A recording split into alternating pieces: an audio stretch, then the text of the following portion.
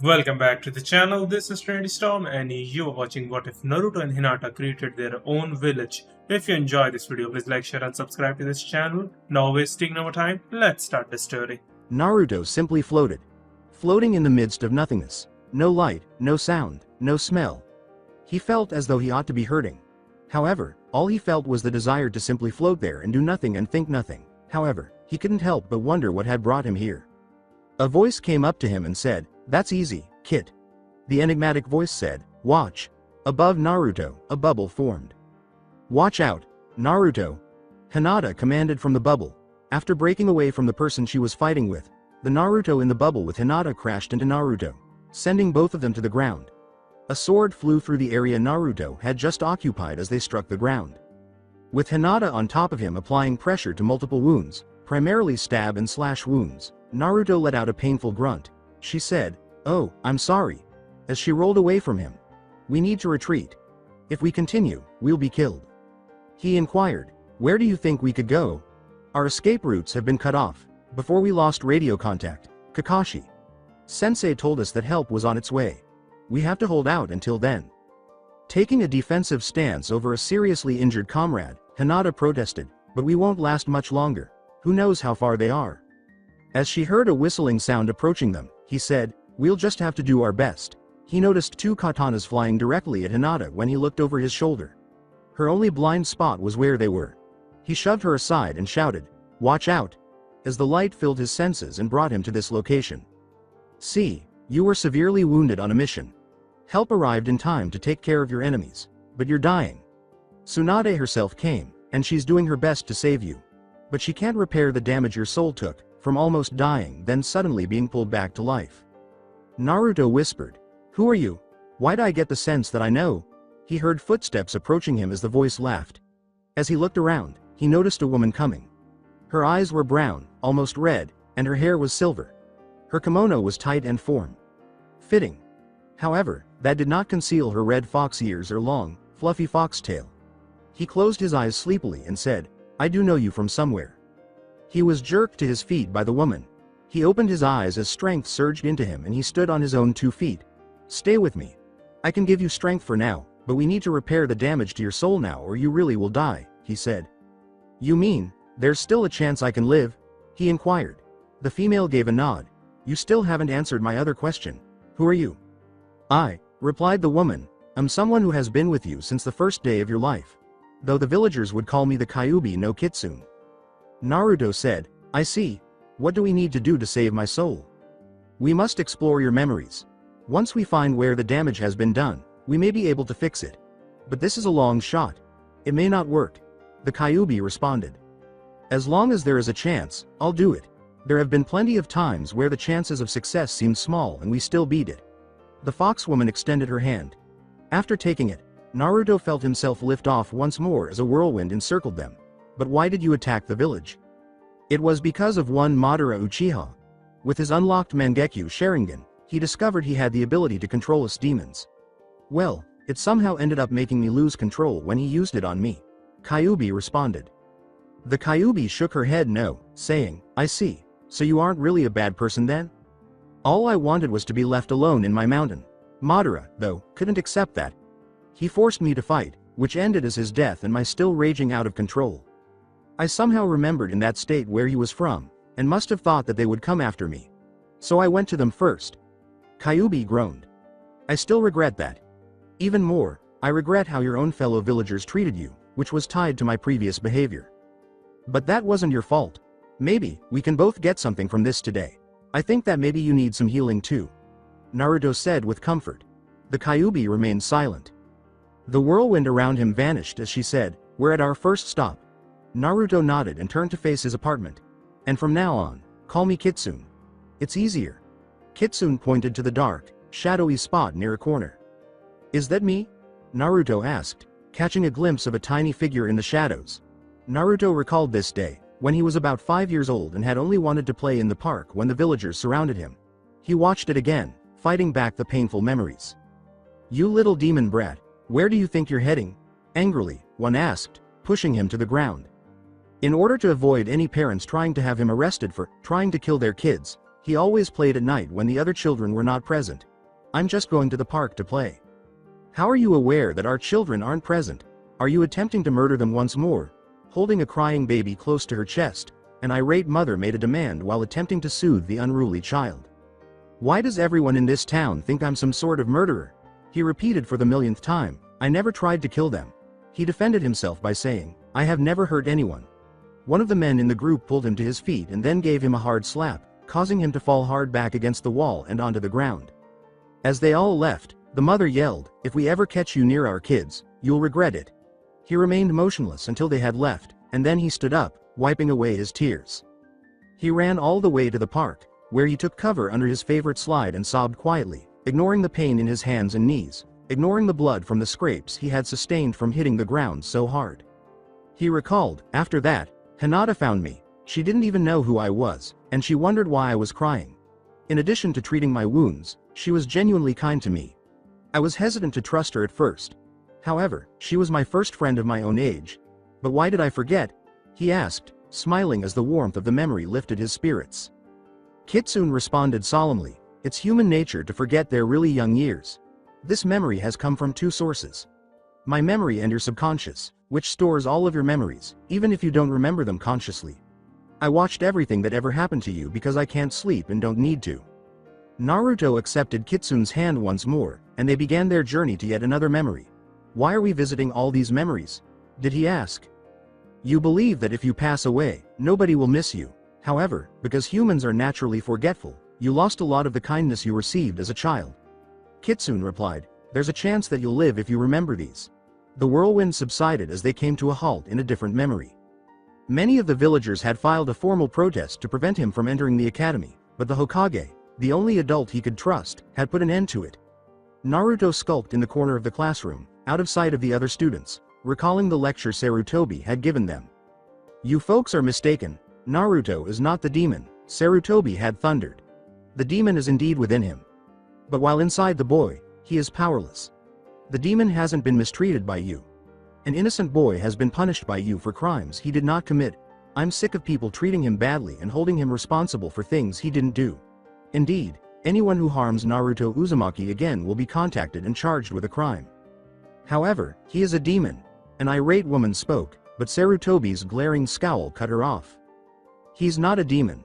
Like the rest of us, he is a human. Sarutobi had created a thunderclap. No, he is a demon. He will kill us all if you give him the chance. In any case, what are you accusing? Child abuse, intentionally falsely accusing someone of a crime, disturbing the peace, and cruel treatment of a fellow human being were all considered. Simple. The Hokage had said as much. By tomorrow, this will be a law. You will all be arrested if Naruto ever approaches me with a similar complaint again. Additionally, each of these offenses carries a minimum sentence of 5 to 10 years in prison. After that, the beatings stopped. Kitsune grinned at Naruto's calm face. Even though Hinata and I were always friends, they never again barred him from any establishments or even touched him, despite their obvious hatred and constant snide looks. She has consistently supported me. And, Kitsune asked. Naruto recalled her odd behavior soon after academy began, where she would always blush and stammer around him, frequently fainting. Are you implying that she finds me attractive? That kind of like? Kitsune nodded as Naruto asked incredulously. Indeed, she has been using her body language to convey that exact message for years. Simply put, you've been so preoccupied with your own journey that you've ignored everything else. Kitsune reprimanded you for failing to recognize your developing feelings for her, which truly began after you and she passed the Chunin exam. Oddly, Naruto had never noticed the cold before, but it seemed that he had been cold. I need to live, he said. And I'll be sorry for being so stupid when I can talk to her face. To. Face again. He now stumbled. Wait, what are those voices? I'll also get the guts to tell her how I feel. In reference to the ghostly voices he was hearing, he inquired. Hinata, continue conversing with him, maybe it will keep him here. Tsunade.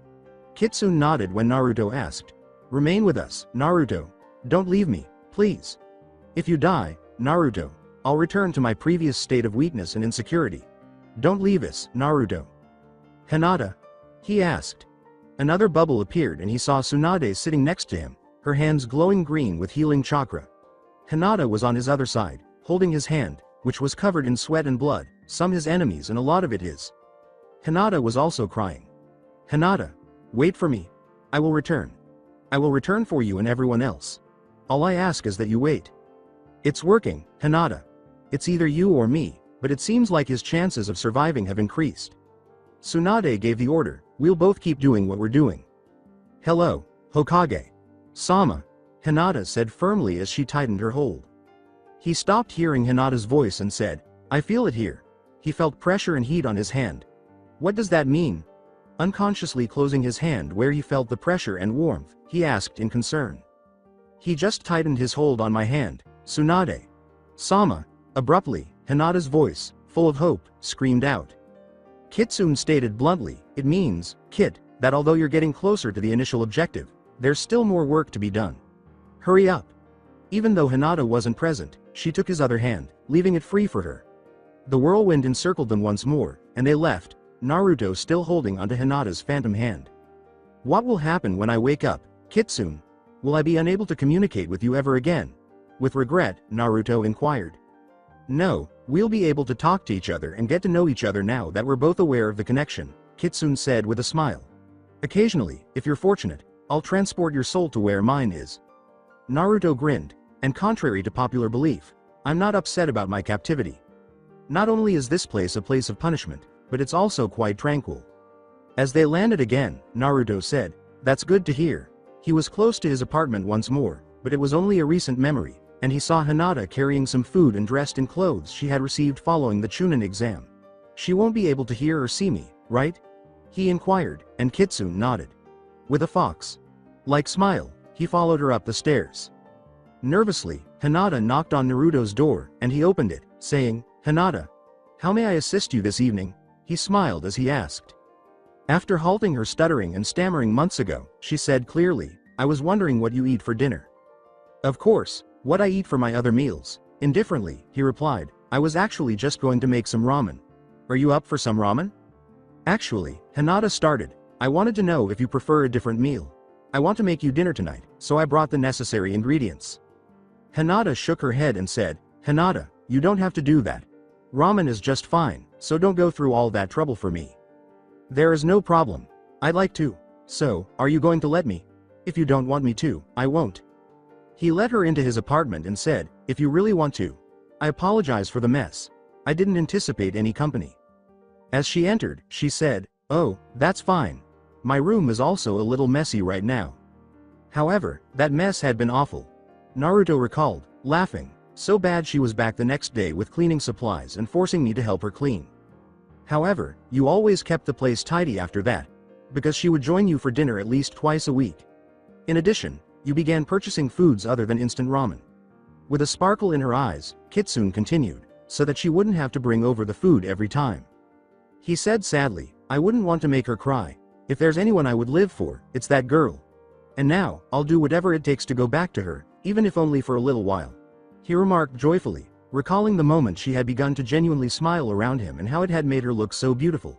In fact, I would fight my way back from death and come back to life, just to see her smile again.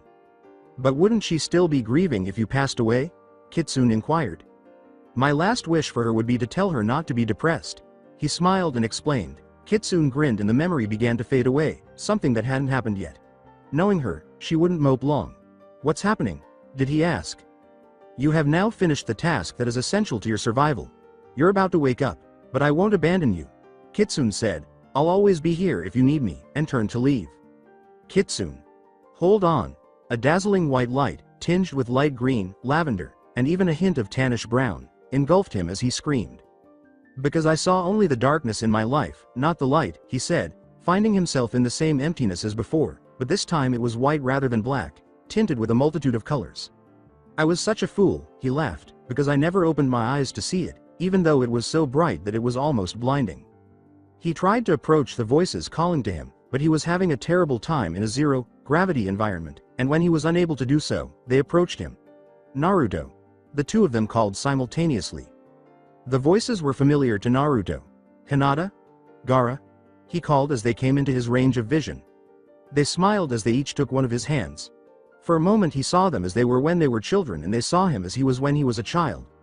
Are you here to take me home? Hinata nodded while shedding joyful tears. Yes. Are you prepared? He nodded, and the light engulfed him once more as Gaara asked. Beep. Beep. Beep. Beep. He woke up to an annoying, repetitive beeping sound that must have been the heart monitor. Naruto felt something over his mouth and nose, and he could feel a needle going into his veins. He could tell that his arms, neck, and chest were heavily bandaged because he was so accustomed to the feel of bandages. He turned his head slightly to his right. He noted, uncomfortably, in the all-white room, so I'm alive.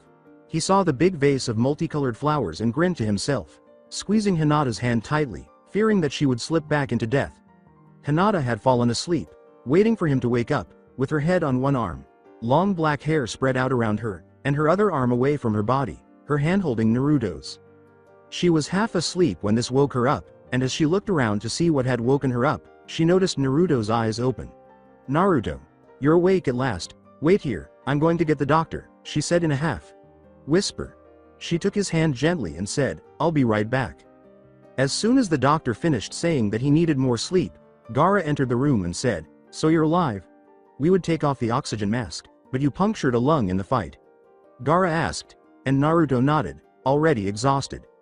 Naruto fell back asleep quietly as Gaara spoke, grinning. Tsunade had taken Naruto to the nearest medical facility due to the severity of his injuries, which was Suna, which is why Gaara was present when he woke up for the first time. Give me 1 sec. Hinata said, gently raising Naruto's head up and taking off the oxygen mask. His lung had healed enough that he could breathe without it. Now, sit up for a little while. Hinata assisted Naruto in sitting up. After a week without speaking, his voice was a little weak, so he said, Thanks. Hinata grinned and said, This feels better. So, we got to Suna, huh? Finally expressing the questions he had been dying to ask but had been unable to do so due to that mask, he asked. Hinata informed him that this was the nearest location. When you're ready to travel again, you and I will return to Konoha. However, Tsunade-sama has returned to Konoha to provide an update on the situation.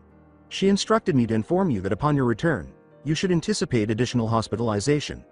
Since you won't be able to fight, Suna will send an escort team to get us there safely. Hinata shook her head in response to Naruto's quiet apology. I'm sorry I worried you. That was not my intention. She smiled and said, I know you didn't do it on purpose. She fidgeted in her seat and added, Naruto, I'm just glad you'll be fine. What's going on? You seem to be thinking about something, he inquired. I've been wanting to tell you something, she said, nodding. I didn't think I'd be able to tell you when you were injured. You see, I actually like you. I've liked you for a long time, she said, bracing herself for an emotional punch. However, you either didn't notice or didn't give a damn, which isn't you. I have something else to tell you, Hinata. Don't tell anyone else, please. You saw me in the academy, Naruto admitted, at least not yet. I was referred to as untalented by many. That's not true, you see. In the village, a lot of people still despise me. In order to reassure them that I posed no threat, I pretended to be a dunce. I intentionally messed up in class because I truly understood our lesson perfectly. However, I'm much stronger than I appear to be. Why? Hinata asked bluntly, surprised that Naruto would feel compelled to take such action. They despise me. When I was a dumb kid, they believed I was only a bother. Naruto responded, they would have made my life even worse if they had known that I purposefully held back or that I was much more to me than they were willing to see. However, why do they despise you? Her eyes flickered with confusion as she asked. Do you recall the academy lessons we learned about demons? And you recall finding out about the man who halted the nine-tailed fox demon 17 years ago? He asked, to which Hinata nodded. Hinata nodded once more. That man was my father. He couldn't ask someone to make a sacrifice he didn't want to make himself, so he sealed the demon into his only son. It would be bad if they found out that I am aware of my heritage. For something that wasn't even your fault, they despise you? Hinata asked. It was really difficult for me to live in that village, Naruto said, nodding. However, I at last recalled our initial meeting location and time. Life got so much easier after that.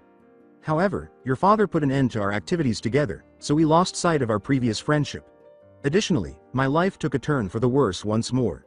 Hinata's face lit up with realization. In the park? Breathless, she asked, and Naruto nodded. You were injured. I wanted to know who and why you were crying. So I came to you to ask if I could be of assistance. You didn't fully trust me for weeks. And we became close friends after you did. I remember now. It did not sit well with my father at all. He made sure we didn't see each other again after that. But he couldn't stop us at Academy, Naruto grinned. If only subconsciously, you recognized me right away. When I was 5 years old, you saw me for who I was rather than what I possessed. And you continued to see me as myself years later. Even though I was very good at hiding it, I didn't recognize you because I was so jaded by hurt and mistrust. I apologize, he said. I still only want one thing, even after all these years. 2 things, actually. What are those, 2? With a quivering voice, Hinata inquired, thrilled that Naruto had finally begun to confide in her. Only when I was unconscious did I realize one of them. He paused to catch his breath. 1, which I was always aware of, was to be acknowledged. I was trapped within my mind, guided by someone who had actually always tried to be there for me. I was a prankster early on because of this. For me to be noticed. Hinata exclaimed, I always liked you, and 2, and this I just realized was to tell you my true feelings concerning you. In our younger years, I simply had no idea how to put. Hinata said, and when you got older, you buried that feeling deep inside of you. Naruto nodded, and Hinata said, maybe I can help you there. She took his hand gently and acknowledged him. For supporting me even when you believe me to be just an odd girl, and for your courage and strength in both ninja and personal affairs. Hinata handed Naruto a tissue and said, don't worry, as Naruto's eyes began to well up. All his life, he had longed to hear those words, genuine and sincere, from someone. With a smile that stretched to her eyes, Hinata said, I won't tell anyone you cried. And if you decide to tell anyone who you really are, I'll be there for you. Hinata swiftly helped Naruto lay back down after he yawned. Hinata, if I have someone to help me, I think I will. He yawned once more. Will you be my girlfriend before I fall asleep again? I'll take you out on a date as soon as I can, he said. Naruto, I would be honored to. Hinata commanded, now go get some sleep. Naruto closed his eyes and grinned slightly, adding, and I'll hold you to that date. Therefore, you had better not be deceiving me. Naruto shook his head. All right. I need to go to bed myself. She covered the rest of his body and went to the room she had been assigned, saying, I'll see you when I come by again. Naruto had already fallen asleep. Even though she knew she needed to sleep, she was unable to do so as she lay down in her bed. I am officially dating him, she thought excitedly as she rolled over on her stomach. I won't let anyone else hurt him. My father won't be pleased to hear this, but for now, I don't care. I'll deal with him later. Hopefully, it was just the painkillers talking. Gaara and his siblings were going to take Naruto home, and 4 days later, he was well enough to travel. I don't think you're in the need of physical exertion. He had helped him up onto the riding animal, explaining, I don't think you're in the need of physical exertion. Hinata, would you be willing to lead it while you walk? He asked, letting Hinata know that it had not been the pain medication speaking the night Naruto had asked her out, which made her very happy. Taking over from Gaara, Hinata responded, of course. Once my father finds out, you'll have to deal with him, Naruto. When we have something to say soon, he won't be pleased. I'd hold off on telling him until after you're well. It still hurt to laugh, so Naruto suppressed it. All right. He was going to tell Hinata about Kitsune's predicament while in Konoha, but I have to agree with you on this one. Temari and her siblings surrounded Hinata and Naruto and said, right. We need to get moving, on to Konoha. By the time they got to Konoha, Tsunade had Shizune waiting at the front gate. Kankuro and Gaara helped Naruto down and left with Temari. All right, Naruto, to the hospital with you. Would you help me, Hinata? Shizune gave the order. Of course. Supported by Shizune and Hinata, Naruto arrived at the hospital. Many onlookers smiled and plotted to attack him while he slept. I'll come by and see you tomorrow. I won't tell my father until we're both ready, she said. Thank you and please. I cherish my life. With Shizune's help, he said, and given how close I came to death just now, I don't want to risk it again soon. They entered the hospital, where an orderly arrived with a wheelchair, and Naruto was assisted into it before being led to a prepared room where he changed into a hospital gown on his own, despite the pain of doing so. He settled in for the night, sighing at the thought of being confined to a hospital once more. Finally sleeping for the night, Naruto found himself in his mindscape once more rather than dreaming. Hi, kid. How are you? In fact, Naruto was in a large room, lying on a huge, fluffy bed, when Kitsune asked from a comfortable chair. I'm still in pain in real life, but here, he said, trying a little stretch, I don't seem to be affected by my injuries. I just want to get out of the hospital, though. Considering how frequently you've been in the hospital, Kitsune said, that's understandable. Also, not only for missions. However, your current injuries are by far the worst you've ever experienced. Actually, I'm kind of glad I'm here. If you don't die within the first few days of a punctured lung, it would take months for it to heal. Some people even pass away weeks after the injury, even though they were supposed to live. With a quick grimace, Naruto said, "Ouch." Kitsune grinned at the idea. "I don't want to be stuck in the hospital for that long." "I'm sorry, Kit. Hinata has arrived. She's got flowers. Do you want to talk to her when you wake up?" "We can talk at any time," Kitsune said. "Yes, Kitsune. Thank you for saving my life, by the way," Naruto remarked as he began to awaken, this time, and many times before that. Naruto opened his eyes and felt his wounds again. "Naruto, how did you know I was here?" asked Hinata. "I intended to let you go to sleep." According to Naruto, Kitsune told me, "And this place is depressing and dull. Even though it might just be my room, I need someone to make it more lively." Hinata flushed profusely. "How are you?" "All right, now I know you're all right. It was a little frightening to see you hooked up to that oxygen and heart monitor. Your pallor was due to blood loss." Hinata shuddered and remarked, "I never want to see that sight again. You looked dead." "You won't if I can help it. They're feeding me through this, not letting me have real food, saying something to the effect that they'll let me have real food when I can move without pain, and that my internal organs are still recovering from the fight, as well as stress put on them, that my body can't handle that kind of food yet." "I really don't like hospitals," Naruto said, as another thought crossed his mind, and he heard Kitsune laugh at it. "Whenever I get out of here, I need some real food." He pointed to his IV. "I'll come to your apartment and cook for you when you get out," Hinata said with a smile. "Think of it as my gift to you for getting better." "If you don't mind," Naruto said, "that would be nice. In any case, I've kept the place tidy and the pantries stocked ever since you first arrived and began dining with me. It may be a little dusty, though. It's been a while since I've actually done anything like that." "Oh, I'll take care of it," Hinata remarked lightly. "I'll bring some things to dust if you'd like, but it's not exactly like you had a choice. Since your lung is still healing from such a serious injury, I doubt you would want to sneeze." "That doesn't sound like much fun," Naruto replied. "Man, that place must be such a mess by now. If you can give me the key, I can go clean it," Hinata offered. "That way, you'll recover faster since your house will be cleaner, no germs or viruses." "If you really want to," Naruto replied. "I can easily do when I feel up to it, which should be soon, thanks to Kitsune." "No, I don't find it objectionable. It also prevents me from leaving my home. That can set your recovery back so much, even with someone helping you heal much faster than the normal person," Hinata said, observing Naruto's disturbed expression. "Don't you get worked up." Hinata gave a firm order. "I really don't like it there." Kitsune remarked, "That's unusual. I must say she's different. She considers me a person." Naruto replied, "That's Hinata for you. She's just the way she is. Keep an eye on her. A lot of people would love to take her away from you. I completely approve of her," Kitsune told Naruto. "As if I'll permit that to occur. Besides, no one else can really see her as a person," Naruto cried in his mind.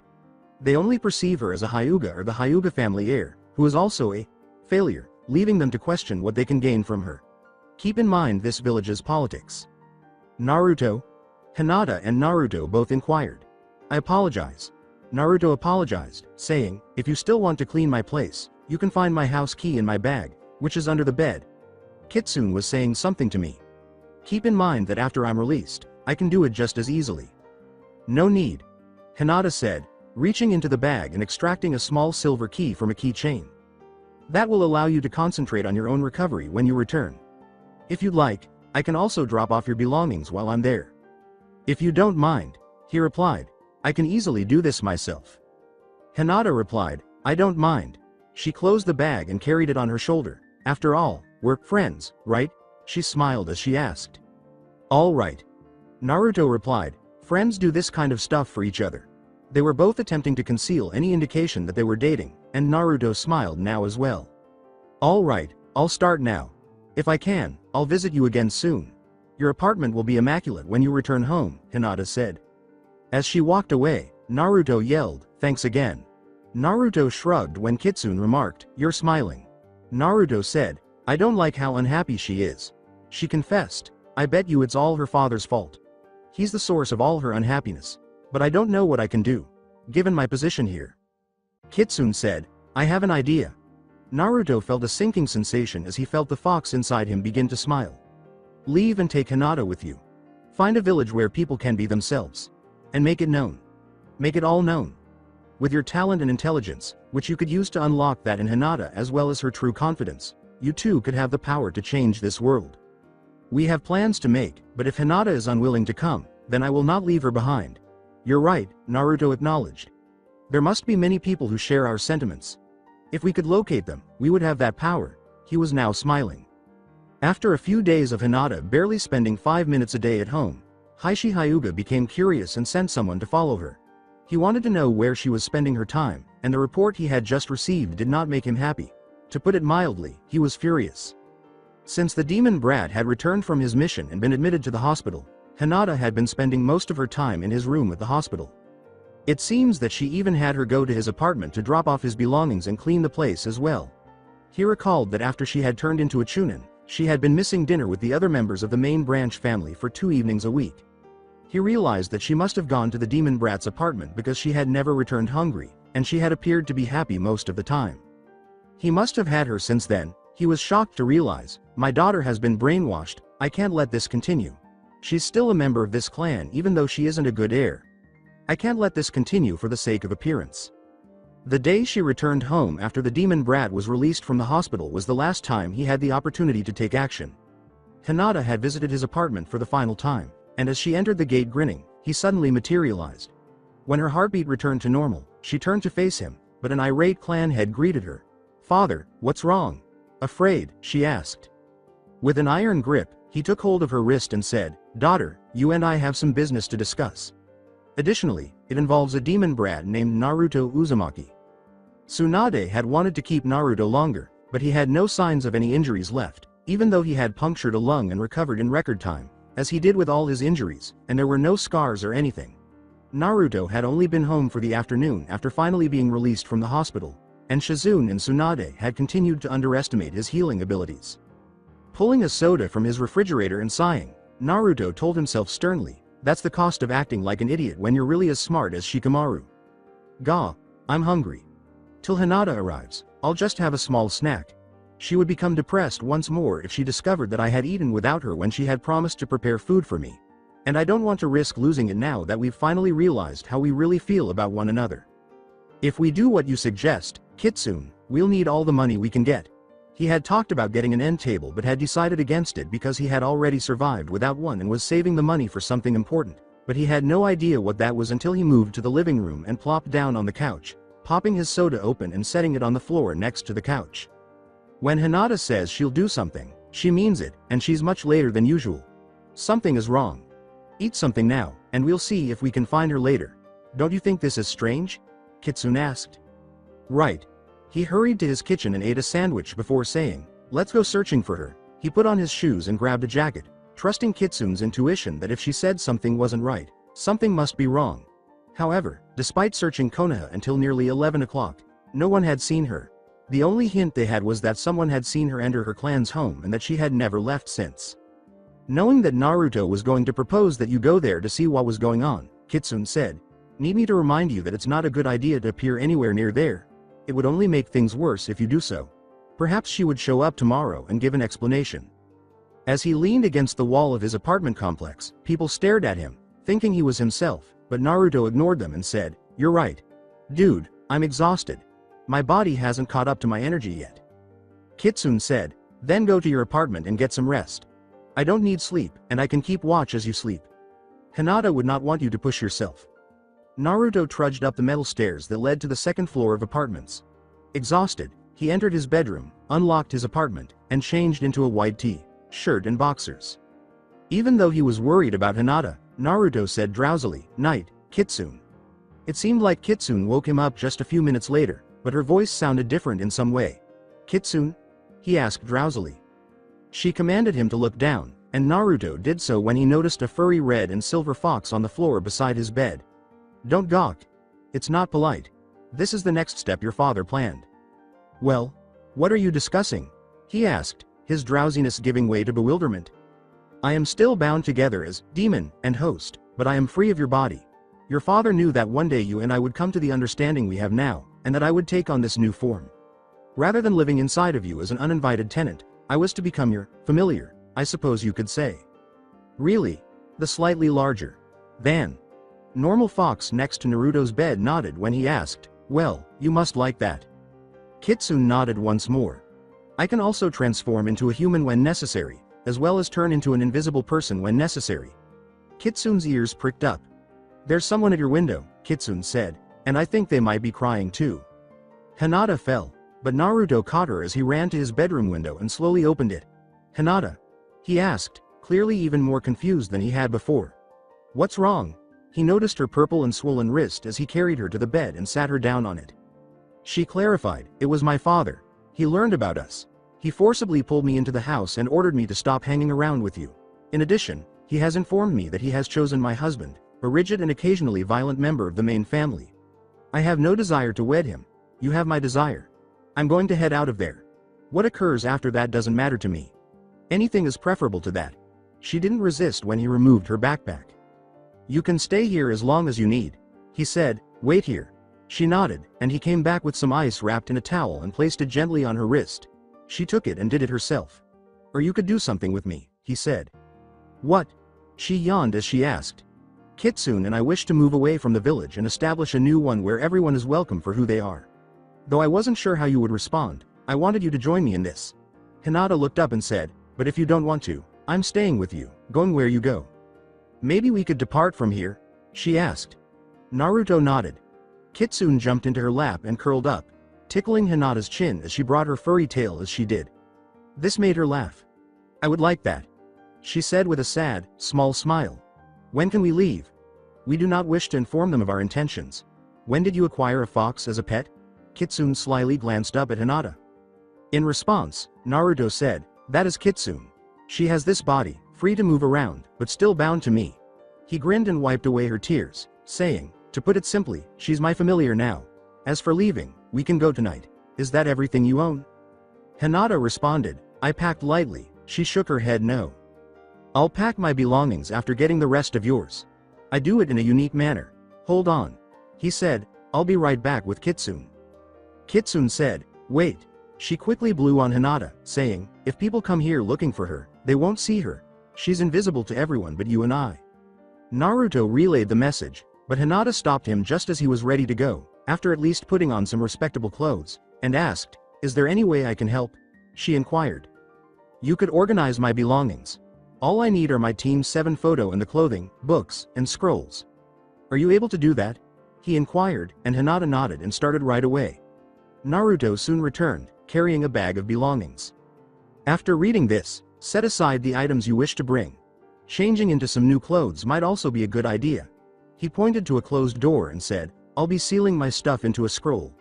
He then proceeded to open several hidden storage areas throughout the tiny apartment, extracting numerous more scrolls. "There's the bathroom." "Have you mentioned sealing?" Hinata said. "That's an advanced skill," after finishing her stuff and putting the majority of it aside.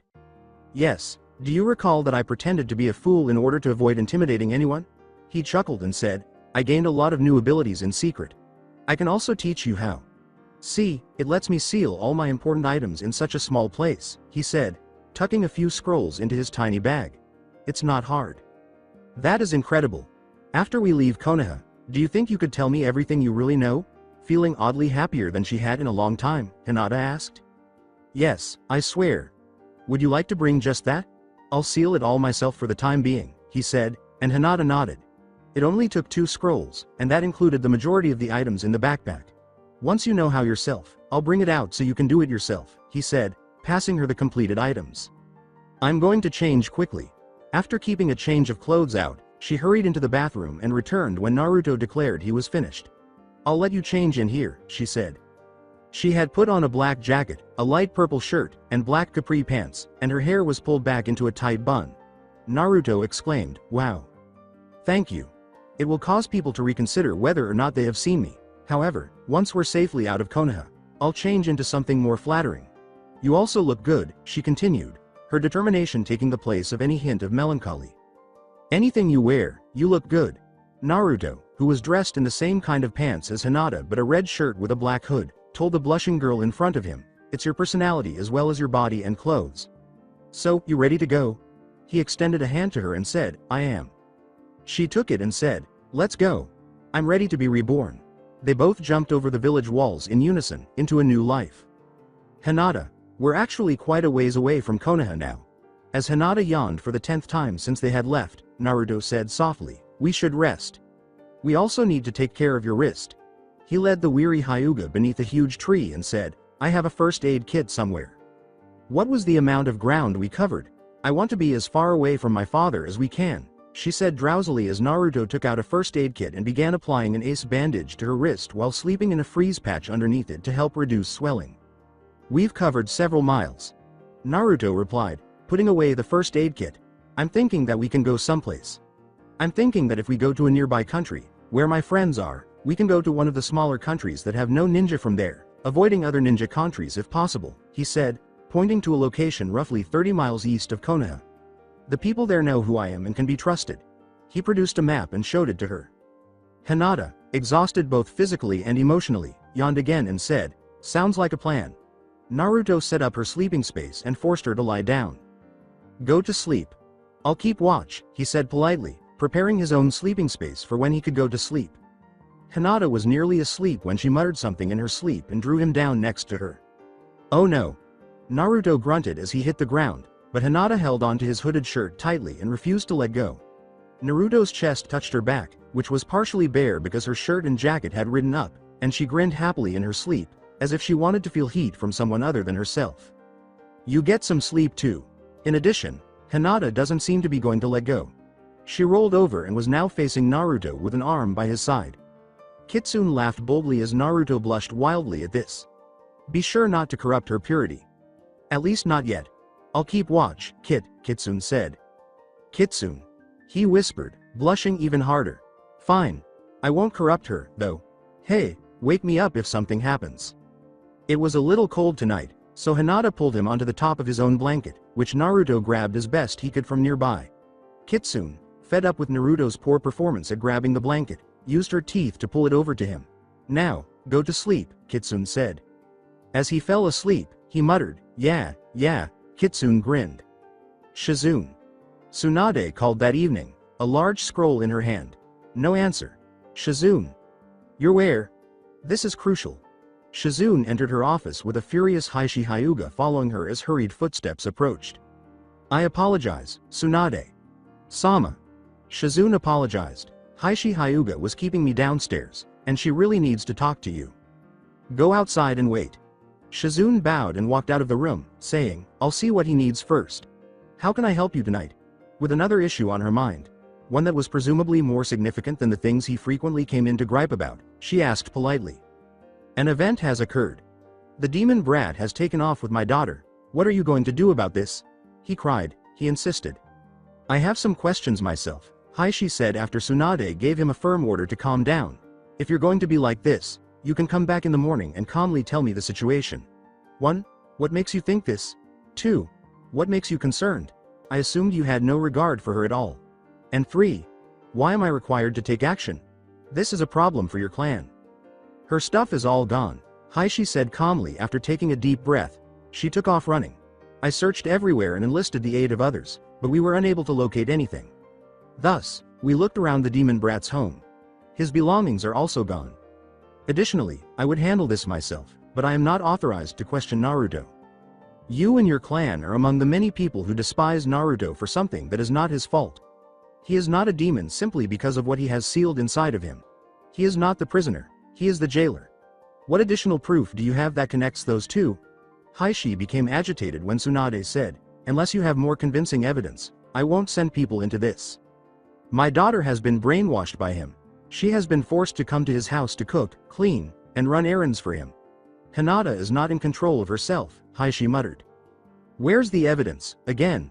If you recall correctly, Naruto is the last person in his class in terms of brainwashing and other skills. Tsunade demanded. Actually, none of his classmates possess even remotely comparable abilities. Only Anbu are aware of brainwashing techniques, and very few are skilled in them. Naruto would never even know about them, much less be able to use them. Everyone accuses him of crimes falsely, knowing that he can't do the stuff they accuse him of, Tsunade said, as Heishi fell silent. With a voice so low it sounded lethal, she said, you have a few options. One is to leave this office quietly, either way, admitting you were wrong. He may not be as foolish as you think, or he may not be guilty of the things you accuse him of. Alternatively, you could carry on with your defamatory remarks and be removed from this office while being escorted by Anbu, thereby earning the right to be arrested for disturbing the peace. Which option do you have? As Heishi Hyuga slammed the door behind him, his strength nearly tore it off its hinges. Shizune stuck her head into the room as Heishi stormed out of the Hokage's office. Is everything okay? Seeing the door and Tsunade's irate face, she asked tremblingly. She commanded, come in. Shizune went in, quietly closing the door after her. I have a mission for you, she said. Find Naruto Uzumaki with a trustworthy companion. He might or might not be accompanied by Hinata Hyuga. Either way, pass this scroll to him. Since it requires Naruto's blood to open, no one should be permitted to take it or read it. And request Naruto's return. Tell him not to worry if not. Naruto is currently on such a lengthy mission that he had to relocate entirely. Likewise, Hinata insisted that he not travel alone. Naturally, Tsunade. Sama. Shizune took the scroll from Tsunade and replied, I'll be gone by morning. I'll leave as soon as possible. When the sun came up, Kit went to wake Naruto and Hinata. Hinata was the first to awaken, opening her eyes blearily and feeling an arm over her shoulder. She instinctively pushed the arm away from her and gasped when she saw who it was. Why did Naruto sleep with me? He brought his own belongings, didn't he? Confused, she asked. As Hinata froze in sheer embarrassment, Naruto yawned and said, Don't worry. Ah, so you're awake. He said, You also finally let me move after you pulled me into bed with you last night in your sleep. You were probably just wishing for something familiar and reliable, but nothing happened, he reassured. There was a blanket between us too, he said, picking up his bed linens, which had been fully cleaned, which is why you grabbed me. With a sigh of relief, Hinata said, I'm sorry about that. Naruto dismissed her, saying, I really did not mean for anything to happen like that. Again, he assured her, it's okay. Let's just avoid sharing a bed together. Hinata turned rose red at this statement, come on, Haim. If we ever get married, then we could do that. We must move. Even at a leisurely pace, it's not far to my friend's place. By the evening, we ought to arrive. As Naruto had promised, they arrived in the evening at a medium-sized town, but not before crossing a sizable bridge that was partially obscured by fog. Naruto, are you close to the sea or something? I smell salty air. Naruto pointed around them. A glittering blue sea, off which the sun was reflecting off, met her sights. I see. She walked up to the bridge and stopped as she saw the plaque which told the people what the bridge's name was. She stopped as she read it. The Great Naruto Bridge. She turned to see Naruto smiling and asked, perplexed. He said simply, Welcome to Wave Country. Taking Hinata by the hand, Naruto guided him through Wave Country's crowded streets while pointing out some of the locations he had visited previously. When he had recently turned into a genin, the place was definitely different. The place was alive. Businesses were flourishing, people were mingling and chatting with one another, and the streets were no longer unkempt. Another significant change was that, unlike the previous time, the food stores were stocked with food rather than nearly empty. Seeking a familiar face in the crowd, Naruto exclaimed joyfully, Wow, this place has really come alive. Regretfully, Naruto had actually only spoken to a small number of people the previous time. That had been Tazuna, his grandson Inari, and his daughter Tsunami. They had been deliberately avoided by the others. Given their circumstances at the time, Naruto couldn't really hold them responsible. A teenager in the crowd yelled, Naruto? Is that you? Although Naruto was unable to identify the boy, he had a suspicion of who it was. Inari? He asked warily. The teenager, unaware that he was a former Konoha shinobi, nodded and forced his way through the congested street to meet the two. When Inari finally arrived, he remarked, Hey, it's been a while. This place has really come alive. How old are you now? 13. Inari replied with pride. Inari was much taller now. You should have let us know you were coming. We could have had a proper greeting ready. After all, you are a hero in these parts. Hinata smiled and said, A hero? As Kitsune's tail tickled her neck. Instead of being trampled underfoot by the evening rush, Kitsune had chosen to ride on someone's shoulder. Naruto smiled nonchalantly and said, My, you got around as a genin. Inari asked, Hey, who's the pretty girl with you Naruto? Which caused Hinata to flush profusely. This, Inari, said Naruto, is my girlfriend Hinata. We're taking a trip together and decided it would be good to pop in for a visit. So, you don't like that pink-haired girl, Sakura, anymore? Replied Inari. Naruto gave a headshake. Good, she was too vain. She wasn't the right one for you. Hinata though, if I may say so, looks perfect with you. Where are you guys staying tonight? Hinata gave a second blush. We'll be trying to find an inn probably. We just got into town and haven't started looking yet, replied Naruto. They heard someone shouting Inari's name. Tsunami and Tazuna were involved. Tazuna and Tsunami joined them after Inari called back. Both Tazuna and Tsunami instantly recognized Naruto. Tsunami yelled, "Naruto!" and gave the blonde a hug. It's been so long. Look at you, you've grown up so much. She was beaming. After 30 seconds, Tazuna broke off the embrace because Tsunami was holding him so tightly that he was having problems breathing. Lightly, she said, "Oops, sorry." Shaking Naruto's hand, Tazuna inquired, "How have you been?" "I've been fine. I'm taking a trip with my girlfriend Hinata and we were just about to look for an inn," he replied. Tsunami turned to Hinata with a pleasant expression, pleased that Naruto had discovered a decent girl. According to Tsunami, "Nonsense. You two don't need to waste your money at an inn, though they do have some good ones around here. You two will stay at our place until you continue with your trip. It's the least we can do after what you and your team did for us." "If you don't mind." Naruto said she would. With Inari following to ensure they didn't become separated, Tsunami now guided them through the congested streets. Naruto joked, "Hey, Inari. Don't get any ideas back there, you hear? Hinata is my Heim." This statement caused Hinata's heartbeat to quicken. Inari remarked, "Hey, she's not my girl. Besides, she's way older than me.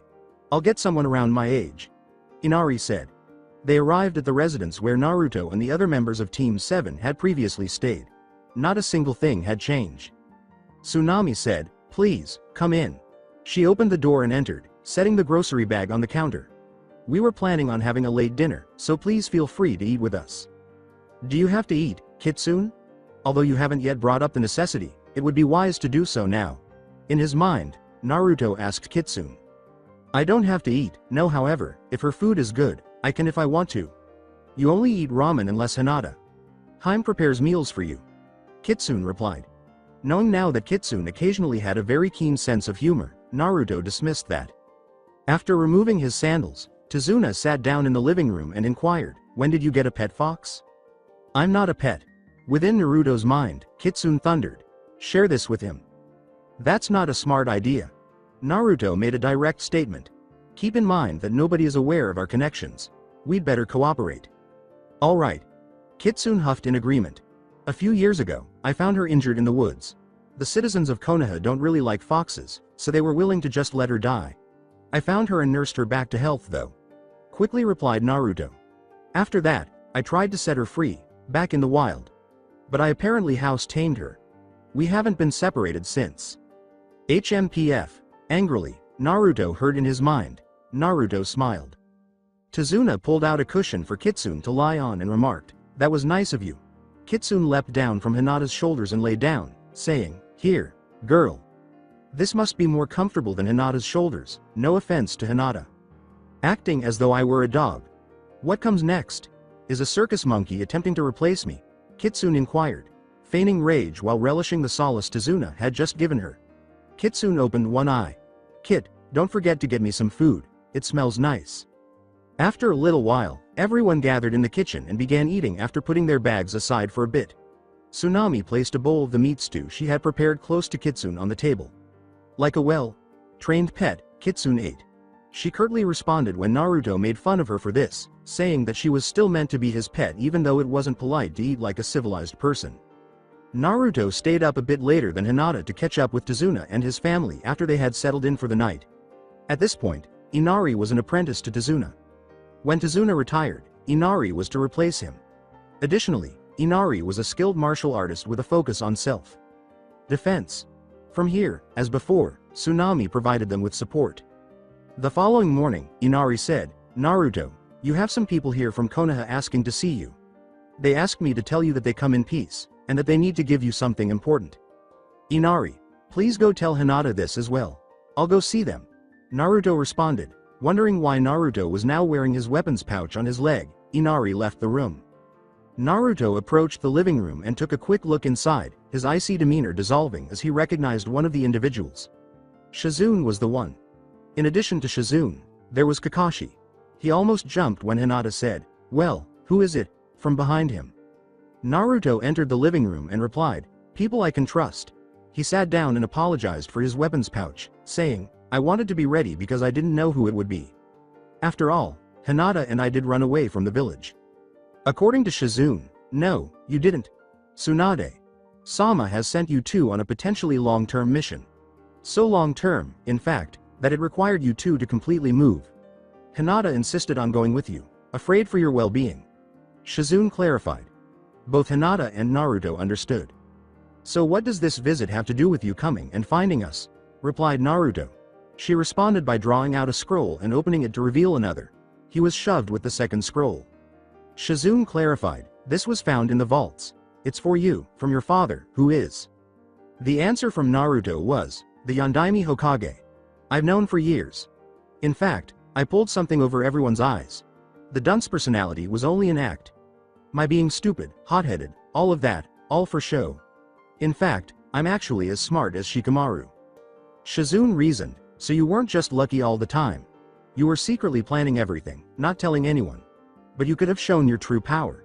It would have saved you some time in the hospital." Naruto defended, saying, "I had no choice. I was seen as a threat by the villagers.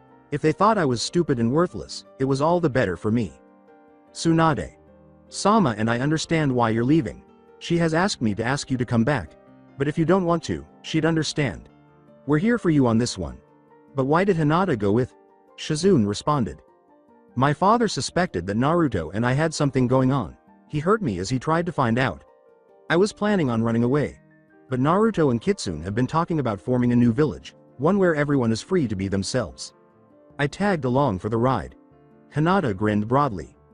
"Hinata and I have been dating since the last mission in Suna we went on together.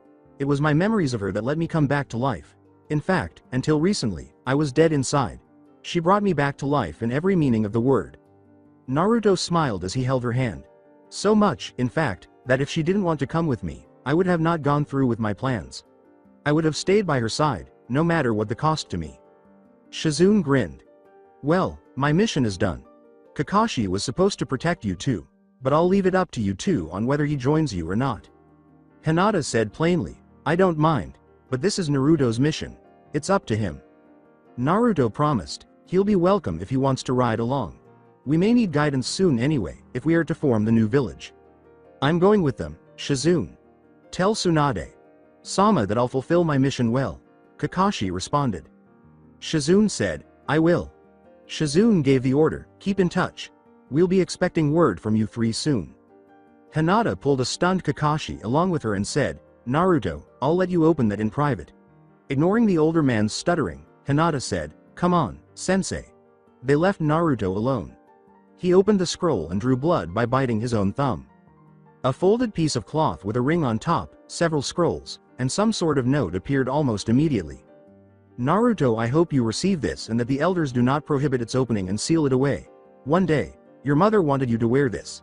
She wouldn't even know whether you would ever fit into this. I told her. However, she demanded that I leave this with the items I'm going to give you." After moving the ring, Naruto discovered a robe that resembled the Yondaime Hokage's, but it was dark blue with orange swirls rather than orange flames on white fabric.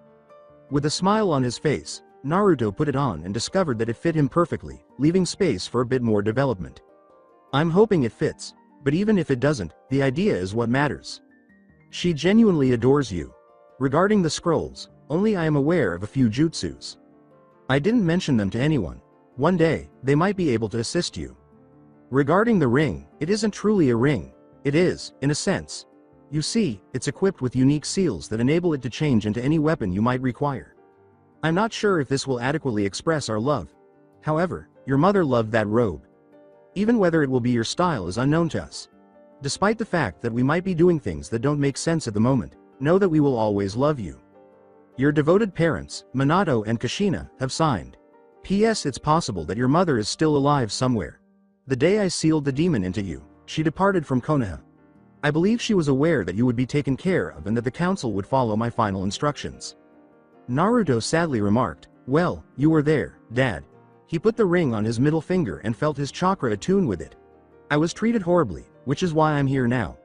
Though this does look very flattering on me, and darn well too." He asked himself, though if my mom is alive, why did she leave? as he left the room and discovered Hinata and Kakashi waiting for him. Kakashi murmured, "Why does that robe remind me of something?" While reading Icha Icha.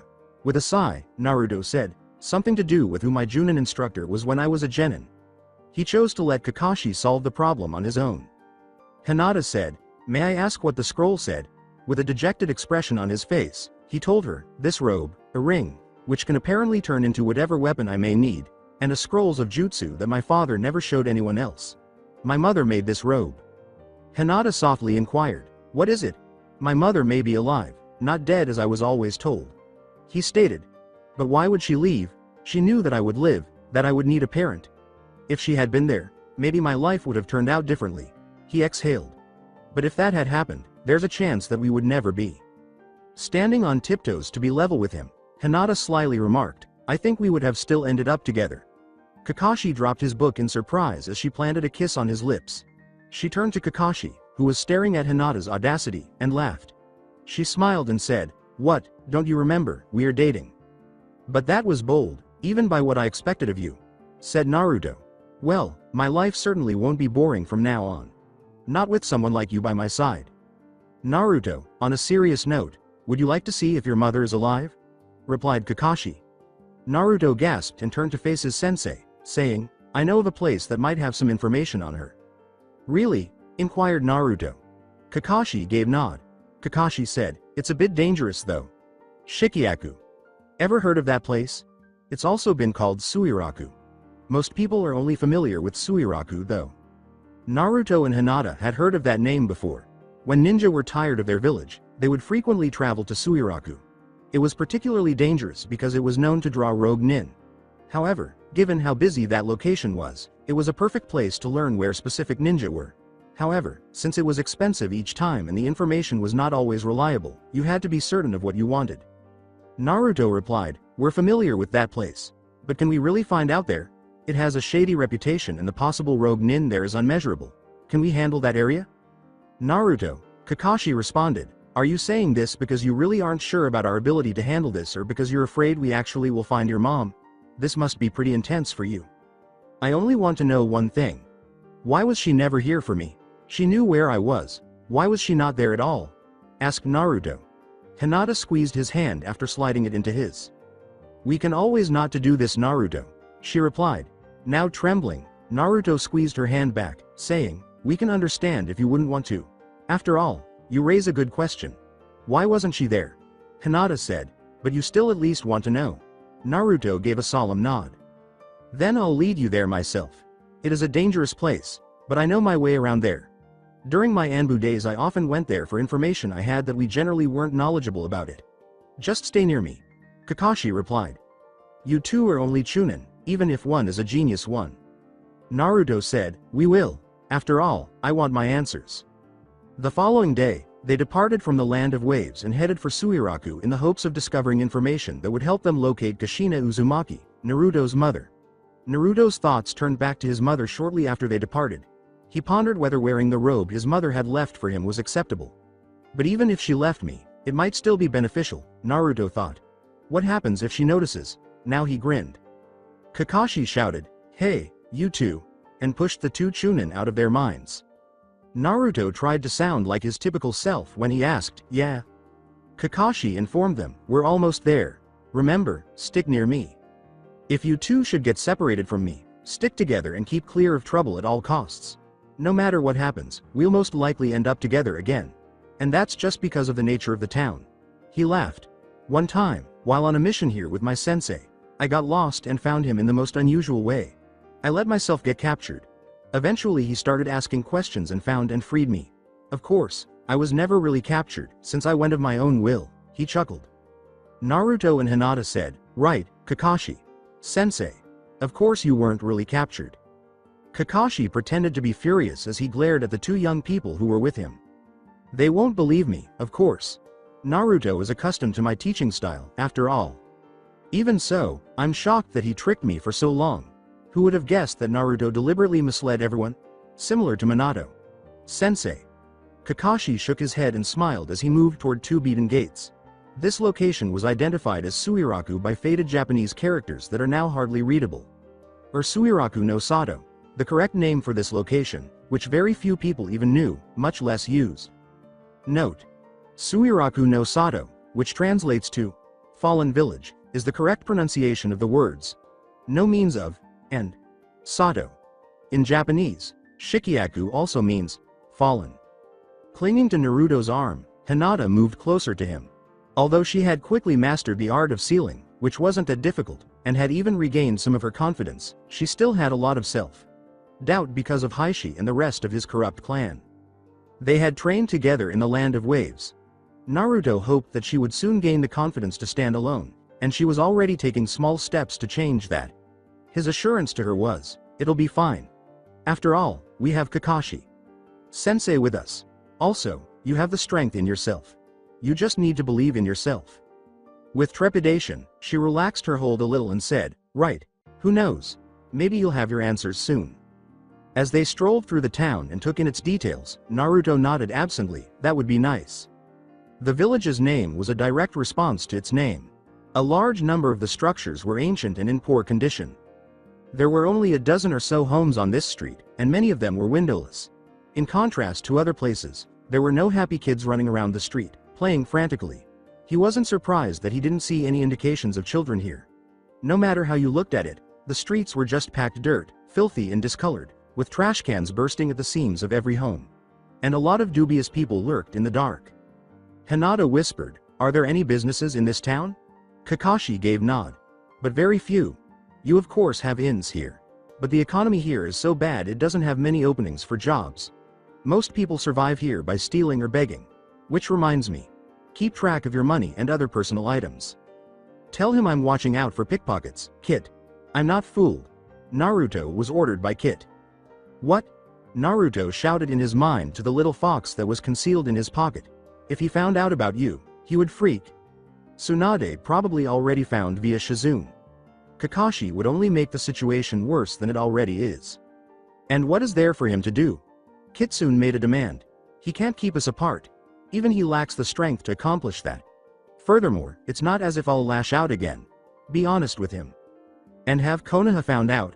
We still have enemies there. We would have assassins on our tails, worried about an S-class secret leaking out. And it won't matter if we're on a mission or anything else we may be able to come up with. Naruto grumbled. That would stop our mission here and now. All right. Kit's tone was equally irritated. Even so, I believe he would handle it better than anyone else there. Hinata was aware that Naruto still had some degree of control over his relationship with Kitsune. He most likely couldn't focus on the outside world and converse with Kitsune at the same time. Thus, she led him until she noticed that he was once more focusing on the outside world. Why must I conceal myself in this stuffy pocket? Kitsune questioned sharply. We just found out that I can change my size at will, but I can also ride on your shoulders without being noticed. Naruto sighed inwardly. Naruto clarified, I don't want to take any chances. Remember what Kakashi said. A lot of these people are starving. They would take one look at you and see only meat. Even if they did stand a chance of catching you, I don't want to lose you. Something else we haven't considered yet is how you being injured or you even dying will affect me. Kitsune let out a sigh but made no more objections. She didn't want to take the chance of losing Naruto either. To keep him safe, she would carry him around in a human form and conceal him in a pocket. However, that was simply not feasible. Kitsune let out another sigh. But that sigh was only audible to Naruto. Kakashi gave Naruto a strange look. He was aware of the demon's new form and all of its implications. Why was Naruto attempting to hide it from him? He suspected Hinata was aware of it. However, he also entrusts his life to her. Is he expecting me to go back to Konoha and try to break up his relationship with her? Has he already become that attached to her?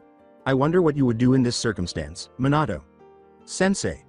To earn his trust, would you imagine? Hinata asked abruptly. Kakashi. Sensei, where are you going now? Kakashi began and continued his initial search.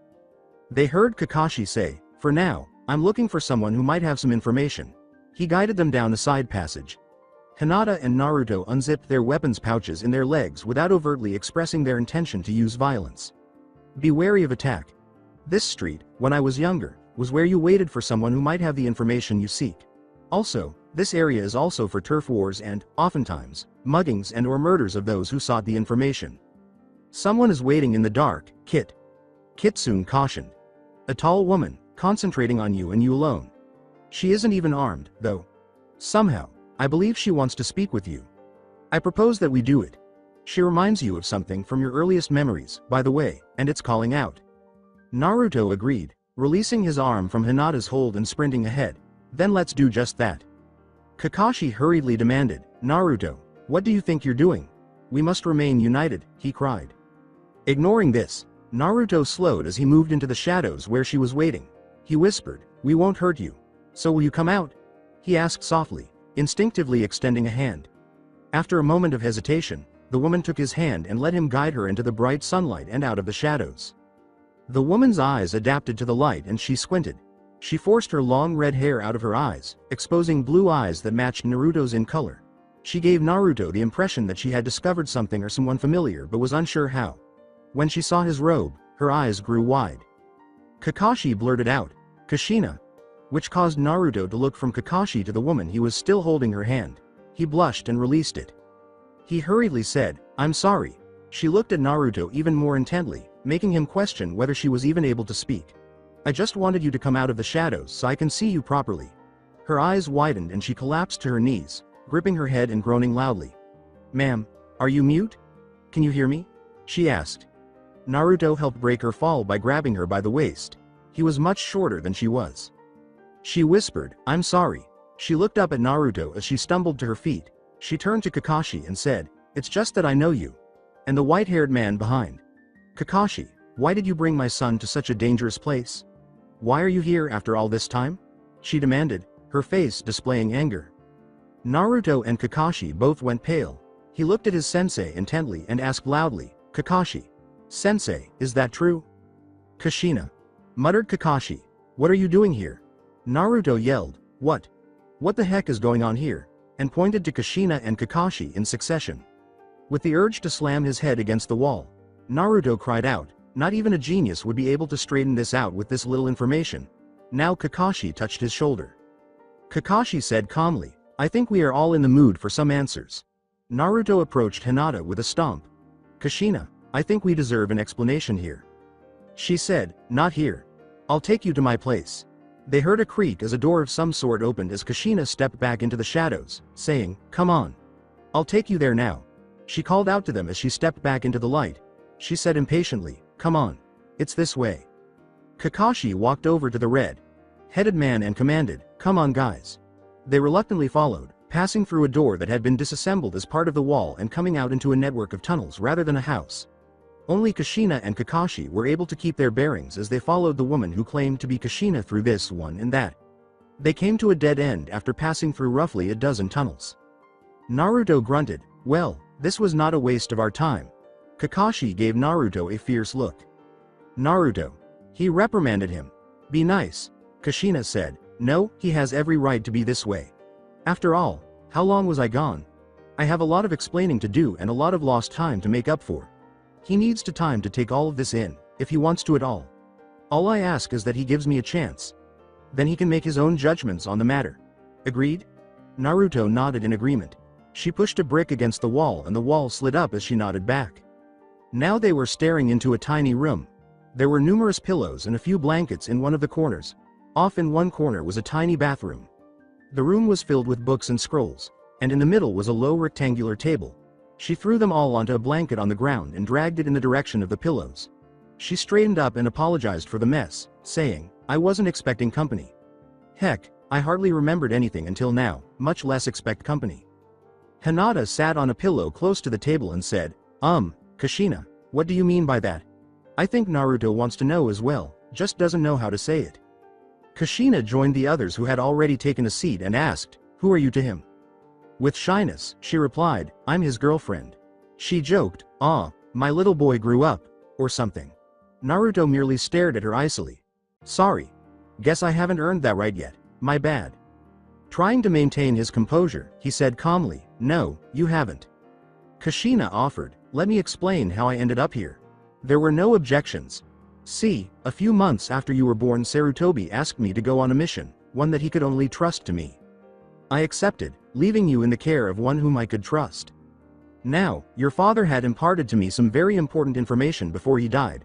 I got into some trouble on the mission and did the only thing I could think of, doing a memory wiping jutsu on myself, making myself forget anything and everything that had to do with you or Konoha. I was hoping someone would come after me and jog my memory, or at least take me someplace where I could remember. It was the only way to keep that information safe. Kakashi questioned, and your memory was jogged when you saw Naruto and I? Kushina said, partly. Kushina noticed the ring on Naruto's hand and said, it was the robe Naruto was wearing. I made it for him and remembered all the hours I put into it. I see you're wearing the ring your father left you. Do you know what it does? Naruto began to trust her and said, I know what it does. Usually, he could tell when someone was lying, but this woman didn't seem to be lying to him. Naruto, nearly terrified by the response, said, but I haven't tried it out yet. But what was so important that you made yourself forget to protect it? And how did you end up here? The information that I wanted to protect was your father's last words to you. Some private advice, secrets about his family, a few abilities that you may or may not have. Also, military secrets from Konoha. We have had a lot of enemies. I don't know Konoha's current status. She continued. As for how I ended up in this trashy place, a robe nin found me and took pity, taking care of me here until I could do it on my own. Now can I ask you a question? Naruto said, sure. What is it? What are you doing? Surely you three aren't on a sightseeing trip. Naruto answered, we're forming a new village. Hinata and I got tired of life there, so we're making a new home where we can be ourselves without being judged. I was hoping that we might find some others who feel the same way and join us. It's a place where we can be free to be ourselves, as long as they don't do any corrupt acts. That sounds like a good plan. I know several people here who are labeled missing nin just because they left their village because they weren't happy there. I could talk to them about joining you if you would like. Also, I would like to join you as well. Acknowledged Kushina. Naruto and Hinata talked about this quickly and both of them thought it was a good idea. Kushina inquired, and where were you hoping to build this village? Taking out a map, Naruto indicated a spot. Kushina remembered out loud, no one lives there. No, a few small villages, nothing bigger than that. No one should oppose you. That was a good choice. You must have been a hit at the academy. Kakashi let out a snort. What, are you calling my son stupid? Kakashi tried to calm things down by saying, no, he's not dumb, but he played the part of a dunce until after he left the village. So everyone thought he was stupid because that was how he acted. Kushina looked over at Naruto. Kushina stared at him and asked, now why would one do that?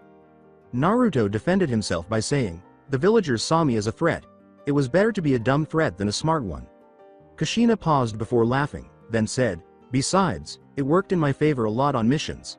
What is so outrageous about that? Well, it just reminds me of something Minato, your father, would have done. I'll see who I can get here tonight so you can talk to them. In the meantime, you all should lay low here. We don't know whose attraction you could have gotten. Kushina put forward.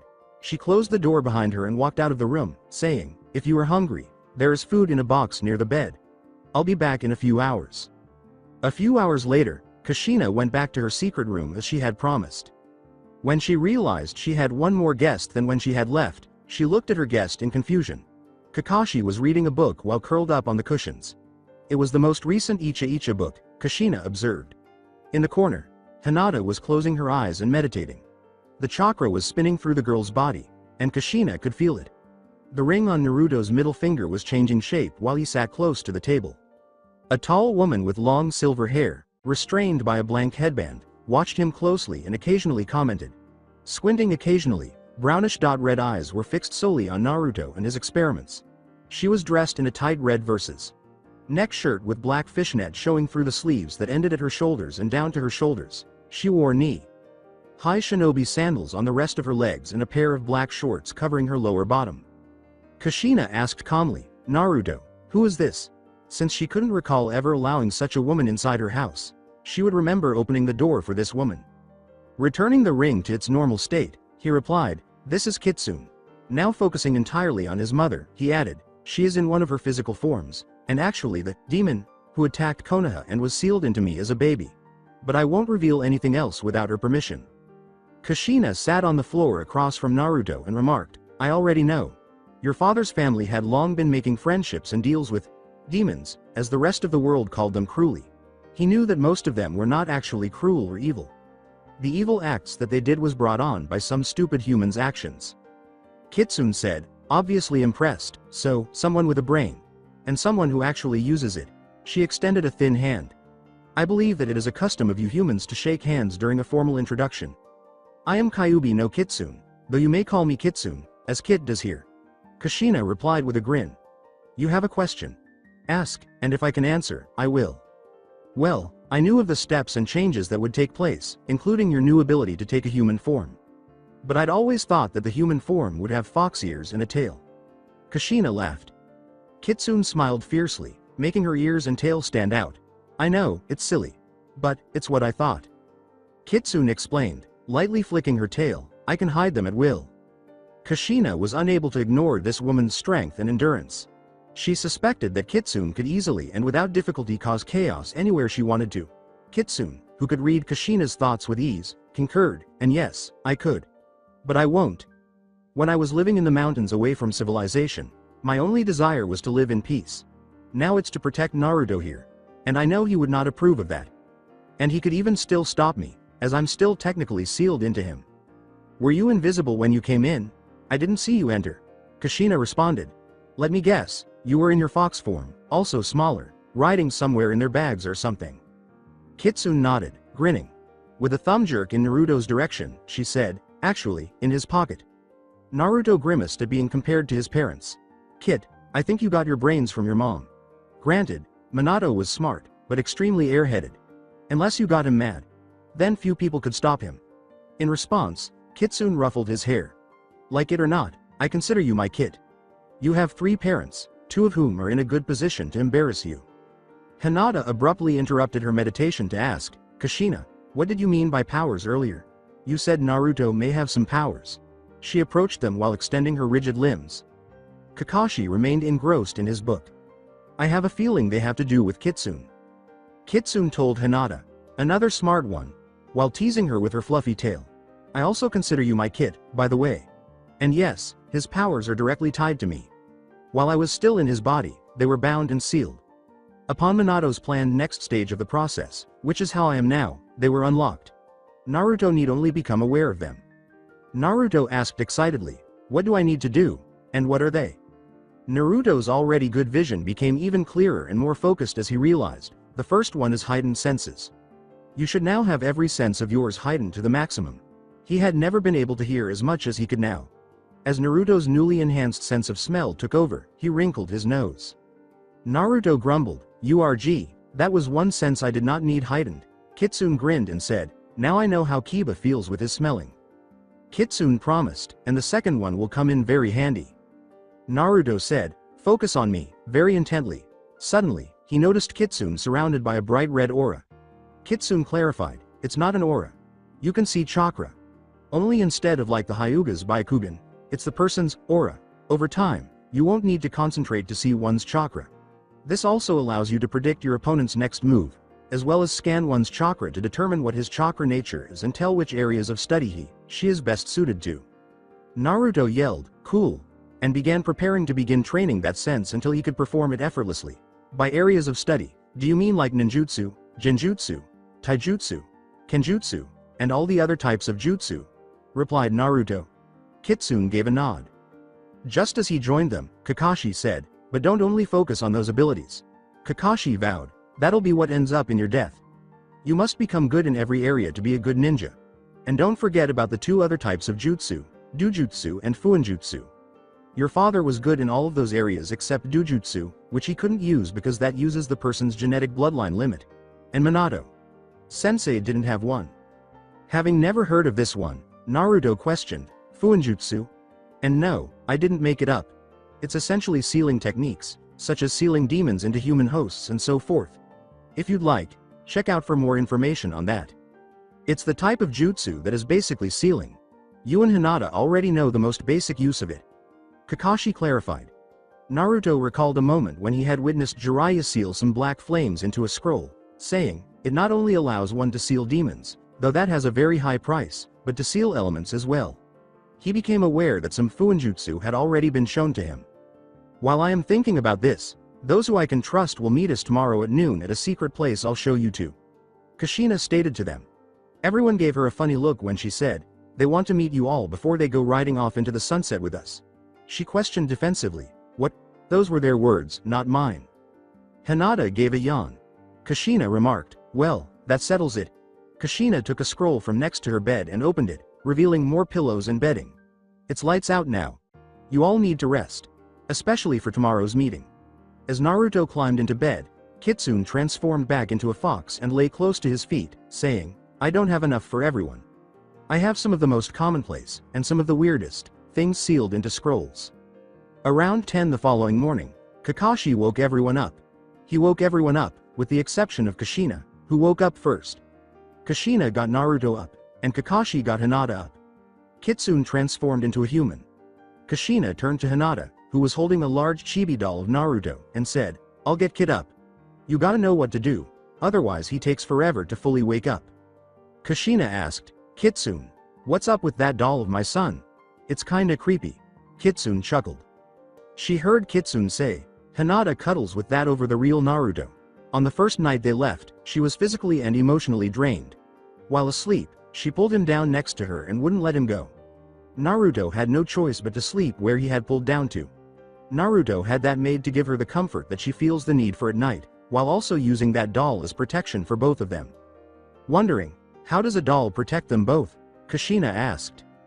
Hinata doesn't sleepwalk into Naruto's bed this way, and if they don't sleep in the same bed, he knows that her purity is protected.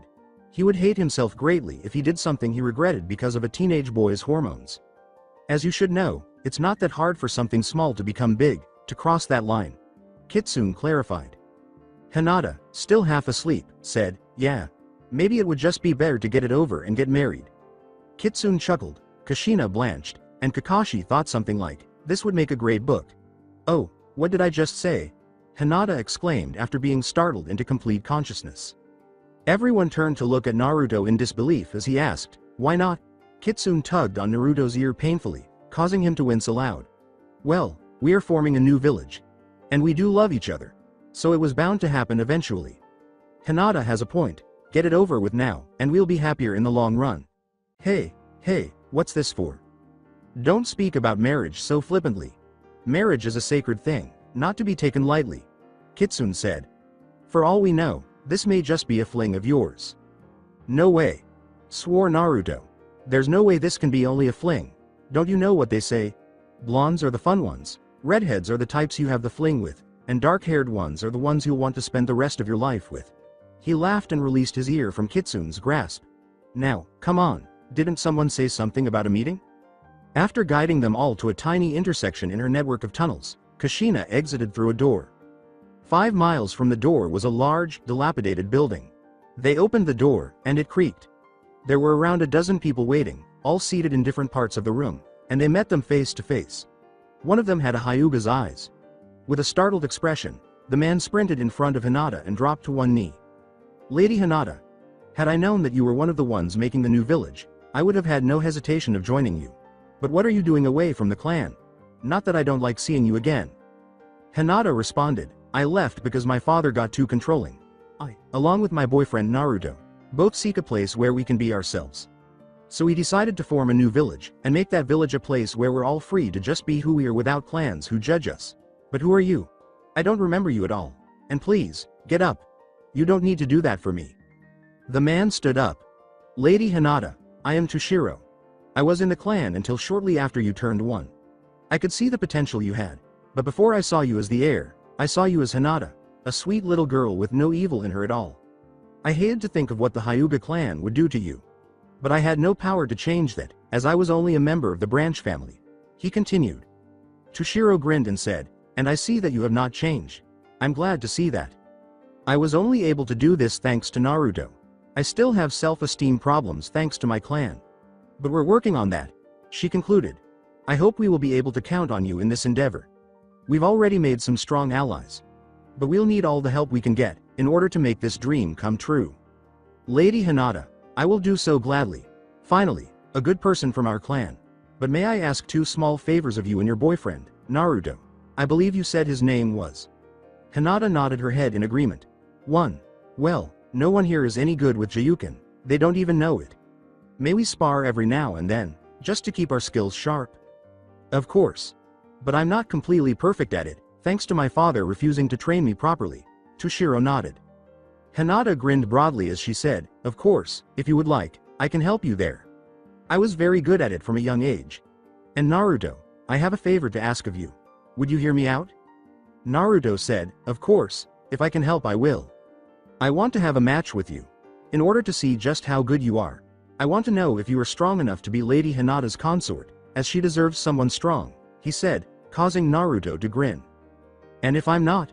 he boldly inquired. Toshiro grinned. He assumed a fighting stance and said, "We'll have to wait and see. Do you accept my challenge?" Naruto said, "I do." He also assumed a fighting stance that was entirely different from the one Hinata had always seen, and Kitsune. Kitsune grinned and said, "I know. This is a fight between men. I'm going to let you handle this one on your own. Make us proud." Many of those observing the match outside the building were unsure of their exact thoughts. Yes, the match between Naruto and Toshiro had already begun. However, they were also chatting and attempting to beat the living daylights out of each other. One of the tall blondes said, "Who exactly is this guy?" Grasping a tree branch with his knees. The blonde was hanging upside down. The man lost his grip on his knees and fell headfirst to the ground, saying, not only does he want to talk to Toshiro in a friendly manner as they fight, he not even winded despite this. He was joined by a shorter woman with brighter orange hair. "Danston!" she yelled, looking for wounds. The woman's hand glowed green, and the head injury disappeared. "Idiot! You gave yourself a concussion. Stay still, I'll heal it." With relief visible in his emerald green eyes, Danston said, "Thanks Hariko." Danston pulled Hariko onto his lap and said sweetly, "Baby, what would I do without you?" Hariko grinned and asked, "Say, what do you think of the kid?" She put an arm around his neck and gave him a passionate kiss, saying, "I like him. It's evident he'd make a good leader, even if he did act the part of a dunce for his entire life, as Kushina said he did. Now shush. I want to pay more attention to this match." In the meantime, Toshiro was sent crashing to the ground after Naruto blocked a Jayuken strike. Naruto said, "Say, I have a question, Tushi." Toshiro made a trip attack and thundered, "How many times do I have to say that my name is Toshiro, not Tushi, instead? Or making an effort anyhow?" Naruto foresaw the attack when he heard his loose white pants rustle. Naruto grinned and said, "And what's your question?" He was relieved that he was making an impression. With a chakra enhanced punch that Toshiro sidestepped, Naruto asked, "How did you escape the caged bird seal?" It grazed his cheek just enough to give him a slight scrape and send a thin stream of blood down it. "I know for a fact that all branch family members have that seal, which the main family can easily kill with." Toshiro chuckled. He pulled out a kunai and slashed, laughing, "Let's just say that I had a friend in the main family who couldn't remove it, but made it ineffective. They couldn't stop me as I left." Naruto easily avoided it. "I see you at least take your fights seriously. That works in your favor. But only when you beat me will I admit that you are a good consort for Lady Hinata." With a fierce smile, Naruto said, "Then about I take this to the next level?" Toshiro smiled and gave a "bring it on" gesture. "Shall I show you a jutsu my father passed on to someone to his student, who in turn taught me?" Toshiro suggested, "Hey, Hariko, you might want to be ready to do some healing." The orange-haired medic nodded wisely and stood up, prepared to rush in to perform some healing should the need arise. "I'm also going to use my strongest jutsu." Another present ninja, with blue eyes and black hair, did the same. With a ball of pure fire slowly expanding in his right hand, Toshiro questioned, "Ready, Naruto?" Naruto cursed, "Bring it on, Tushi. I can deal with anything you can bring." As soon as Naruto made a Rasengan in his right hand, Toshiro said, "We'll see." Both were running toward one another with their right hands out in front of them, beaming broadly. They both roared as they made contact with one another, the fire and chakra exploding instantly. Everyone coughed to clear their lungs as a massive cloud of smoke and fire covered the area. One man, who was 7 feet tall, remarked, "Those two both clearly have a warrior's spirit." The man had blue eyes, fiery red hair, and a massive muscular build. He had a massive sword strapped to his back. After the smoke cleared, they could see the battle's outcome. Toshiro had struck a tree while flying backward, causing it to split in two. Now he lay unconscious, his body dangling over a thick, smoldering tree branch. After running to Toshiro, Hariko started tending to his wounds. "Take care of Naruto, Kamara," she commanded. The ninja with the black hair dashed to Naruto's location. He lay on his side, 20 feet from Toshiro, his body and clothing scorched. He had cuts on his forehead and arm that dripped blood. He appeared to have been hit by Toshiro's attack in its entirety. It appeared that Toshiro had absorbed all of Naruto's blows. But before Kamara could get to him, Naruto stood up. He spoke, stumbling shakily to his feet. Lost in thought, he asked, "Is that enough for ya?" Toshiro woke up, sat up lightheaded, and said, "If it's for Hinata, I'll do what I need to." He was lifted by Hariko. Hariko assisted Toshiro in standing up after he admitted, "I admit defeat. I will gladly serve you and Lady Hinata." With a curse, Naruto collapsed back to the ground. "Ow," was all he said. Kamara kept quiet while tending to Naruto's wounds. The medical ninja scratched a word into the dirt beside them, saying, "Thank you. What's your name? I couldn't hear it earlier." "Kamara?" he inquired. The girl smiled slightly and nodded. The tall man approached brandishing the enormous sword. When Kamara was done healing him, he said, "My name is Raida." He ruffled Kamara's hair, causing the mute girl to smile broadly. "Kamara here is like my little sister. But she's also mute. But that doesn't hinder her natural talent. We've all gotten pretty good at understanding her though." According to Naruto, "No, it doesn't." Naruto said, "From now on, I'll try to understand you, Kamara. It'll take some time I think, but I will at least try. Can you be patient with a knucklehead like me?" He joked. At this, Kamara's sky blue eyes glowed with excitement. She rushed over to embrace him. According to Raida, she likes you. Not many people can see past her muteness and see her as a person. "I like you too, kid. I'll help you with your village." And it seems that Kamara is in too. He reached out his hand to the blonde. As he assisted Naruto in heaving himself to his feet, he inquired, "Do you still want us?" Naruto confirmed, "Of course." Before Hinata, Kitsune, Kakashi, and Kushina arrived, Danston and Hariko said, "Our original desire was, and still is, to form a place where everyone can be accepted as they are." "I'm Danston." The blonde introduced herself, "And Hariko and I will also join you. If you can get Kamara to like you so fast, you must be someone special." Naruto was blushing. Danston chuckled, "Ah, a shy one," as Naruto's blush deepened. Kushina had gathered 10 people in all. The other 5 approached him, gave their names, expressed their admiration for his goals, and promised to support his dream, along with Toshiro, Raida, Kamira, Danston, and Hariko. They also had Yukazaki, Ayano, Omamori, Akaragu, and Laisha join them. Only a few more days were spent in Suiraku by Naruto's group, which gave them enough time to say goodbye and complete all of their business. Naruto observed closely how his new allies collaborated. This was something he would need to take into account for the new village. He was particularly interested in Kamara out of the group. To the rest of the group, she was like a little sister. Hariko, whom she seemed to consider her big sister, was the person she seemed to be closest to. Kamara and Hariko were just a few years apart in age. She also had a close relationship with Raida, whom she considered to be her father. Kamara was a few years younger than Raida. Like a father, Raida enjoyed carrying Kamara on his shoulders, especially when she was exhausted. She was not pampered, even though the entire group obviously showered the silent young medical nin with affection. In addition, Kamara, Raida, Hariko, and Naruto's group sat down and discussed some of Kamara's communication methods. She displayed distinct symptoms for hunger, fatigue, needing assistance, and simply wanting to spend time with her friends. Naruto tried his hardest to commit all of this to memory, but he was aware that it would still take some time before they could communicate effectively with one another. When Naruto brought this up, Danston responded, "But Kamara knows that and understands. We all know, and especially Kamara knows, that you're at least willing to try and give it a chance. Not many people are willing to do that." Naruto inquired, "How old is she?" Danston chuckled. He said, "Take a guess." "I'd say 15, after observing many people and making an educated guess." He replied, "How close am I?" Danston grinned. 16, not 15. Which makes Hariko, who is only 4 years older than her, 20. Aren't you only 17? According to Naruto, as is Hinata, if it's for her, I'd do anything. She actually saved me life, which was when I realized my feelings for her. See, I can be a bit dense on some subjects. And love is one of them. He laughed. But despite all of that, she never gave up on me. She too wanted to leave, mainly to get away from her clan. I'm surprised no one has tried to bring her back yet. She not only left the clan without permission, but she was also the heir to the clan. Toshiro won't let anyone bring her back to the clan. Raida responded. Raida brushed aside a few strands of his red hair and said, "I was just talking to him. He said neither you nor Hinata would return to Konoha against your will if he could help it. He really is devoted to Hinata."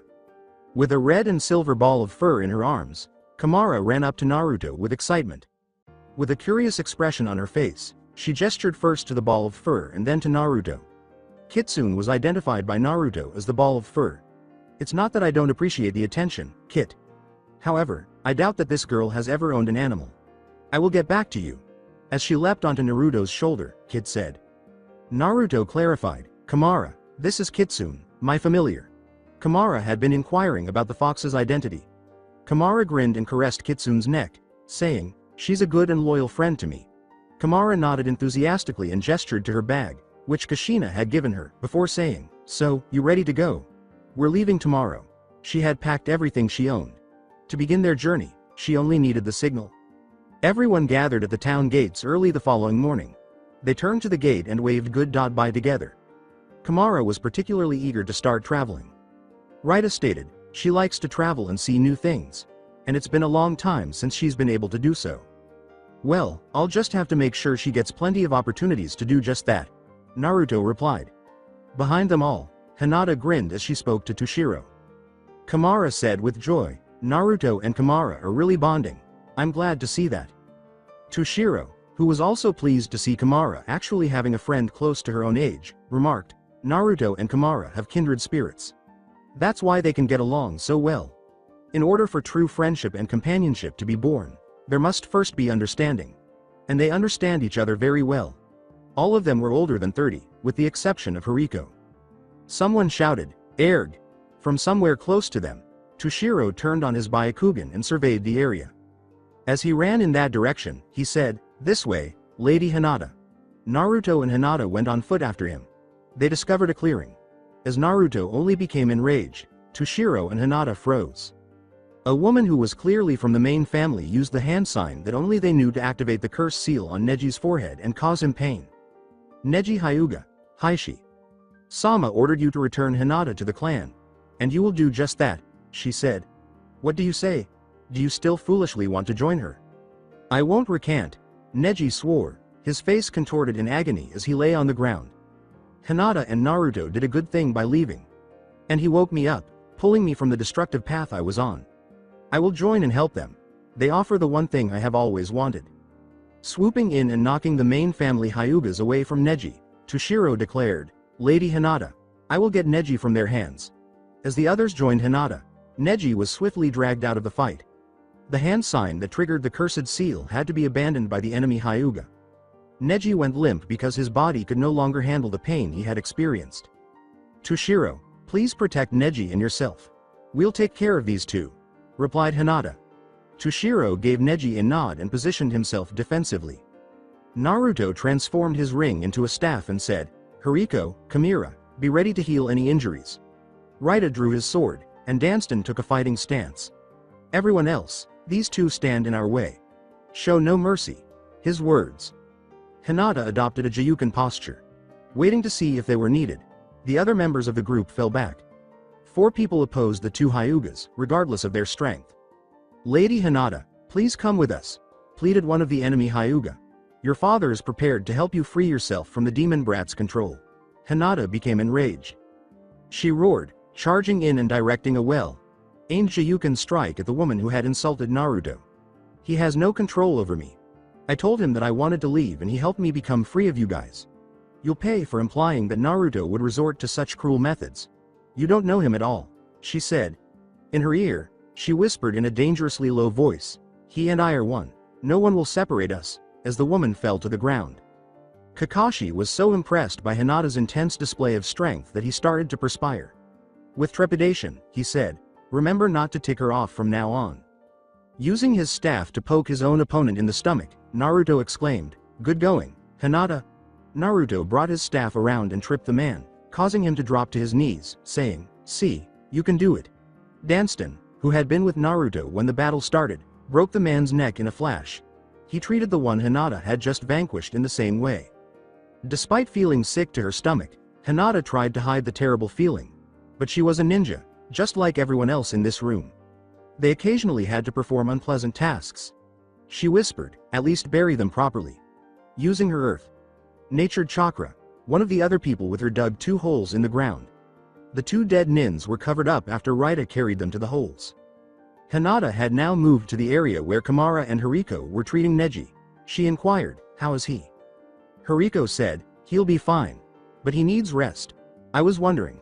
Toshiro, do you know how to make his seal useless, like what was done with yours?" Nodded Toshiro. He made a special hand sign and took off Neji's forehead protector before saying, "I'll do it now." The seal deteriorated, becoming barely perceptible. Toshiro clarified, "When he wakes up, he'll be free." Raita said, "Give the boy here." They headed back down the road and arrived at a medium-sized town as the sun was setting, saying, "I'll carry him until the next town." Because they were so many, they reserved rooms at a few inns and spent the night there. Neji, who had not yet woken up, shared a room with Naruto. He noticed that Neji was perspiring too, so he opened a window to let the cool night in. Naruto picked up a cool cloth and dabbed at the perspiration. "What are you doing?" Neji yelled as his eyes snapped open and he sprang to his feet. The cloth was dropped onto the bed by Naruto. He released Naruto's wrists and said, bewildered, "Wait, Naruto. Something feels different. Where am I? And how did I get here?" Naruto warned, "One question at a time. We heard you say that you wanted to join us. As for what I was doing, it was hot and you were sweating. I wiped away the sweat. As for where we are, we've stopped for the night and will start again in the morning. Raita carried you here, as you passed out from the pain." Naruto reached for a tiny hand mirror. He commanded, "Look at your curse seal." Neji trailed off, "What?" After noticing the change in the mark. "What does this mean?" "Our friend Toshiro knows how to make that curse seal ineffective. You still have it, but it can no longer be used against you. Simply put, you're free," replied Naruto. Naruto smiled and said, "So, do you want to come with us and make a new village with us?" Neji said, "I would like that." He said solemnly, "But there is something you should know. Heishi threatened to use the curse seal against me if I didn't infiltrate your group and take care of you. But I won't do that now, since they have no power over me anymore. Now that you know that, will you still let me join you?" Naruto held out his hand. Naruto informed him, "Let me tell you the name of the village we are making. Or, the name I would like it to have. Shinsei no Sato, Village of Rebirth. If you want to come, you'd be welcome to join us." Neji took Naruto's hand. Then he dropped his forehead protector onto the floor after finding it within arm's reach of Neji's hand. With joy, he stomped on the forehead protector and said, "I want to. Consider me your newest follower." The following morning, Neji felt better than he had ever felt before. "Yes, exactly. My seal is no longer useful. I am at liberty," Neji recalled. And he happily acknowledged that he enjoyed this sensation. The fact that he had just abandoned his clan was unknown to anyone back with it. "However, I have thanked the person who rendered my seal useless and apologized to Hinata. It was Toshiro, was it?" Neji answered the door when someone knocked. The man had pale eyes and black hair. Hyuga eyes. He had on an open half jacket and wide baggy pants. This is a better description of Toshiro. The man also had a bandana covering the top of his head. It's kind of like Grimjow's from Bleach. In fact, someone has already compared them to Bleach characters in a review. The man entered the room and said, "Ah, you're awake. My name is Toshiro, formerly of the Branch family, as I'm told you are now. Naruto Sama has informed us that you have joined us. Welcome to the group." "You are the one who freed me from the cursed seal?" Neji responded. Neji nodded and trailed Toshiro out of the room and down a flight of stairs. "That would be me. We're having breakfast downstairs. Lady Hinata has asked me to check on you, and to also ask you to join us. Shall we go?" Neji said. Neji said, "Thank you for freeing me from that family. I feel free now, something I think you may understand." Neji grinned. With a warm nod, Neji said, "I do. And you're welcome. It feels nice, doesn't it? How did you get along with Lady Hinata and Naruto? Sama before they left? They speak of you quite fondly." "I respected Naruto as a comrade before. Now I respect him even more, for doing something that I never had the courage to do. He broke away from it all. As for Hinata, we didn't get along that well. I'm going to give her an apology. But I don't understand why they speak so nicely of me. After all, I nearly killed Hinata in the Chunin exams. And Naruto always didn't like the Hyuga clan, especially before Naruto went on his 2.5-year training trip." Toshiro remarked, "Naruto Sama could tell that you had changed. He played the part of a dunce in Konoha to fool everyone. Now that he's left, he's let his true self show. He really is a genius." As they descended the stairs, Neji exclaimed, "Naruto played the part of a dunce? He recalled their battle in the Chunin exams and the deft move he had used to get out of the ground and give Neji the sock. It had always seemed to him like pure luck. Had the fight, however, been carefully orchestrated from the start? Neji recognized this, and Toshiro smiled. Toshiro stepped out into a spacious dining room and declared, "We're here." As they walked in, everyone looked up. From his seat, Naruto smiled at the young girl seated beside him. The girl's eyes were full of curiosity, and she eagerly waved to Neji. Neji returned the wave. And a big man sat next to the girl. He would have been 7 feet tall when standing. Blue eyes, flame, colored hair, and massive muscles. Naruto was seated next to Hinata. "Neji!" Naruto exclaimed with vigor. Neji sat down and one of the inn's staff members brought him some breakfast. "Sit down and I'll introduce everyone." He pointed to a woman who didn't resemble him across the table and said, "You already know Kakashi and Hinata. But this is my mom, Kushina. The only thing is the blue eyes." He smiled and introduced each of them by name. "And the rest of these guys are some of my mom's friends who have agreed to help us form the village. Of course, that makes them my friends now too." Neji remarked, "It's nice to meet you all. Lady Hinata, Naruto, thank you for allowing me to join you." "Please, just Hinata will do. Toshiro won't stop using lady in my name, but I would like it if you just called me Hinata." Hinata responded. Neji said sheepishly, "Can I work into it? It's going to take a little while to get used to that." "Yes, Neji is a little out of character. I'll explain that in a moment." "It looks like Toshi freed you from more than just the seal on your forehead," said Naruto. "I don't recall ever seeing Neji like this. What about you, Hinata?" Hinata nodded her head. "So, what's brought about this change? We knew that you have had a change of heart, but we didn't expect it to change you this much." "Give me a chance to explain," Toshiro said. "The caged bird seal, while giving the main family power over those who have it on their foreheads, also suppresses the mind. Not only do they have the fear that someone will activate it, causing a slight case of depression a lot of times, it causes the mind to work differently. Over time, Neji would have ended up as most branch members, stiff and robotic, so to say, in nature. Now that its power no longer works, the brain is starting to work as it naturally should, releasing his mind from the barriers that it put up. The barriers are meant to drain away, just enough to affect us, personality and feelings, as well as prevent traitorous thoughts from popping up." Hinata trembled. She said, "I had no idea." Her head fell, obviously depressed once more, as she said, "As heir, I should have known this. Heishi never saw you as an heir." Naruto gently informed her, "So he never bothered to tell you this. Now cheer up, please," he pleaded. She didn't get any happier after a few seconds of saying, "I've gotten so used to seeing the happy you. Seeing you depressed again bothers me." With a sigh, he kissed her abruptly, leaving Neji speechless. "Now, see here. We're no longer of that place. Be free to be yourself, don't let that bastard have power over you any longer." When Hinata was released from the brief but intense kiss, she grinned. With a silly tone, she said, "You're right." Observing his expression, she continued, "Oh, by the way, Neji, Naruto and I are dating." Neji nearly had an instinctive thought that she shouldn't date someone from outside the clan. "I'm a completely different person now, as are you. Welcome to our family." Right now, what matters most is that she is content. Who gives a damn about that clan? Not Toshiro, not me, not her. Remember, Neji told himself. Rather, he grinned. He began eating his own food now and told them, "I'm happy for you too." After a moment of shock, Hinata and Naruto turned to face one another and grinned before beginning to eat. And to believe that this is how she might have always been. Who would have guessed? Hinata had described his new family as Neji observed. Clearly, they were a close, knit group. Other than Hinata, the other young girl sitting on Naruto's side appeared to be deaf or mute because she was only using her hands and facial expressions to communicate. Silent. Neji seemed to hear perfectly, and then she realized. However, nobody seemed to mind. If more members of our own generation from Konoha could join us, that would be great. Well, we might be able to persuade some of them to join us once we've formed the village. He grinned once more. From behind him, someone whispered, "What are you thinking about?" When Neji turned around, Hinata and Naruto were there. They urged, "Come on, don't be shy." Neji gave them a look. Neji pushed his empty plate away from him and said, "Well, I was thinking how it might be nice to get some of our generation from Konoha to join us." He blushed as he came up with the idea, you know, the Konoha 12 getting back together. Naruto and Hinata turned to each other and grinned, saying, "Especially the girl I like from that group."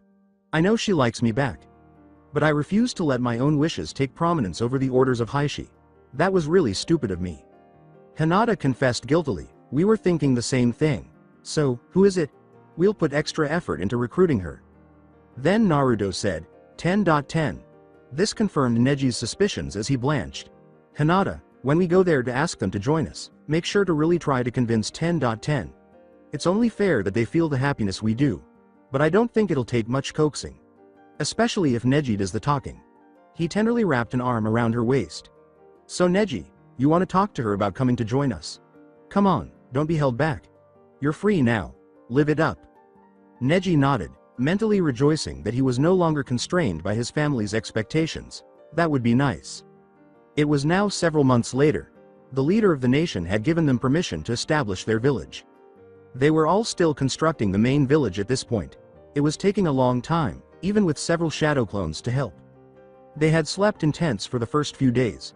After that, they had acquired the materials they needed to begin building. They now had two enormous structures.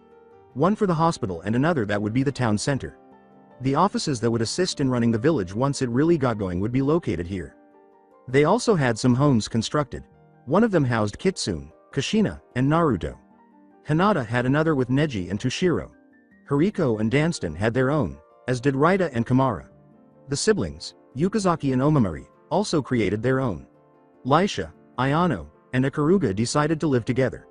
Naruto and his family hosted Kakashi. Since they were certain that more people would soon join them, Naruto and Neji were now working on a few more houses. By this point, they had both long since taken off their shirts, letting the perspiration that they were both generating pour freely. Kitsune now leapt up to them with agility. We've got company, kid. Lightly, she said. However, I also don't believe that they are adversaries. Neji, wanna come with? Kitsune says we have some company. Naruto responded. Neji returned the hammer to his tool belt after completing the last bit of roof he was working on with nails. An additional peculiar object that Kushina had sealed. Sure. Neji wiped his forehead. Naruto and Neji both leapt to the ground, and Kitsune leapt onto Naruto's shoulder. They noticed a crowd of people waiting as they approached the town center. Neji and Naruto smiled, obviously identifying the group that was waiting for them. Just put him down here. A female voice, irritated, said. Neji smiled, clearly recognizing the owner of that voice. As a person in a green jumpsuit was lowered to the ground, another voice said calmly, this is so troublesome. And this all that employee's fault.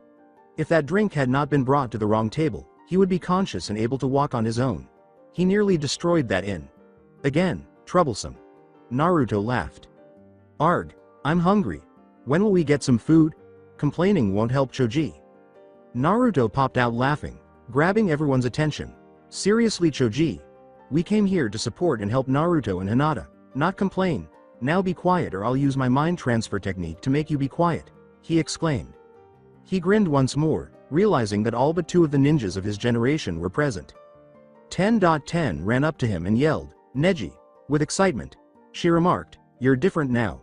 She gave Neji a tight hug and said, but I think I'll like you better as you are now than as you were before. When she saw that Neji was still wearing his shirt off, she began to flush. In contrast to her, Neji's body heat was extremely hot. It's good to see you again. Neji pulled away from the hug and said, I missed you, and I want to apologize for before. I was an idiot, letting rules and traditions get in the way of our relationship. I'm sorry, but I at least hope you're willing to give me another chance. I'm no longer that person. 10.10 grinned softly. She trailed off, embarrassed that she had just revealed the real reason she had come here, the reason she had vowed to keep a secret until the appropriate moment. Of course. That's why I came here, I mean, she said. 10.10 blushed even more now. Neji, I always liked you. Even when you insisted on keeping our relationship strictly as teammates. So, she was pouting now, saying, darn it Neji. Look at what you're making me do, now. Neji swore in jest, I'm not doing anything. This is all you. The two kept arguing in jest. Curious, Naruto said, hey, Shikamaru, what happened to Lee? We stopped at an inn last night. This morning, as we were preparing to leave, Lee got served the wrong drink. It was alcohol. Shikamaru continued. Knowing exactly how Lee's body reacts to alcohol, Naruto shuddered. And as you know, he went nuts. We prevented him from damaging the inn.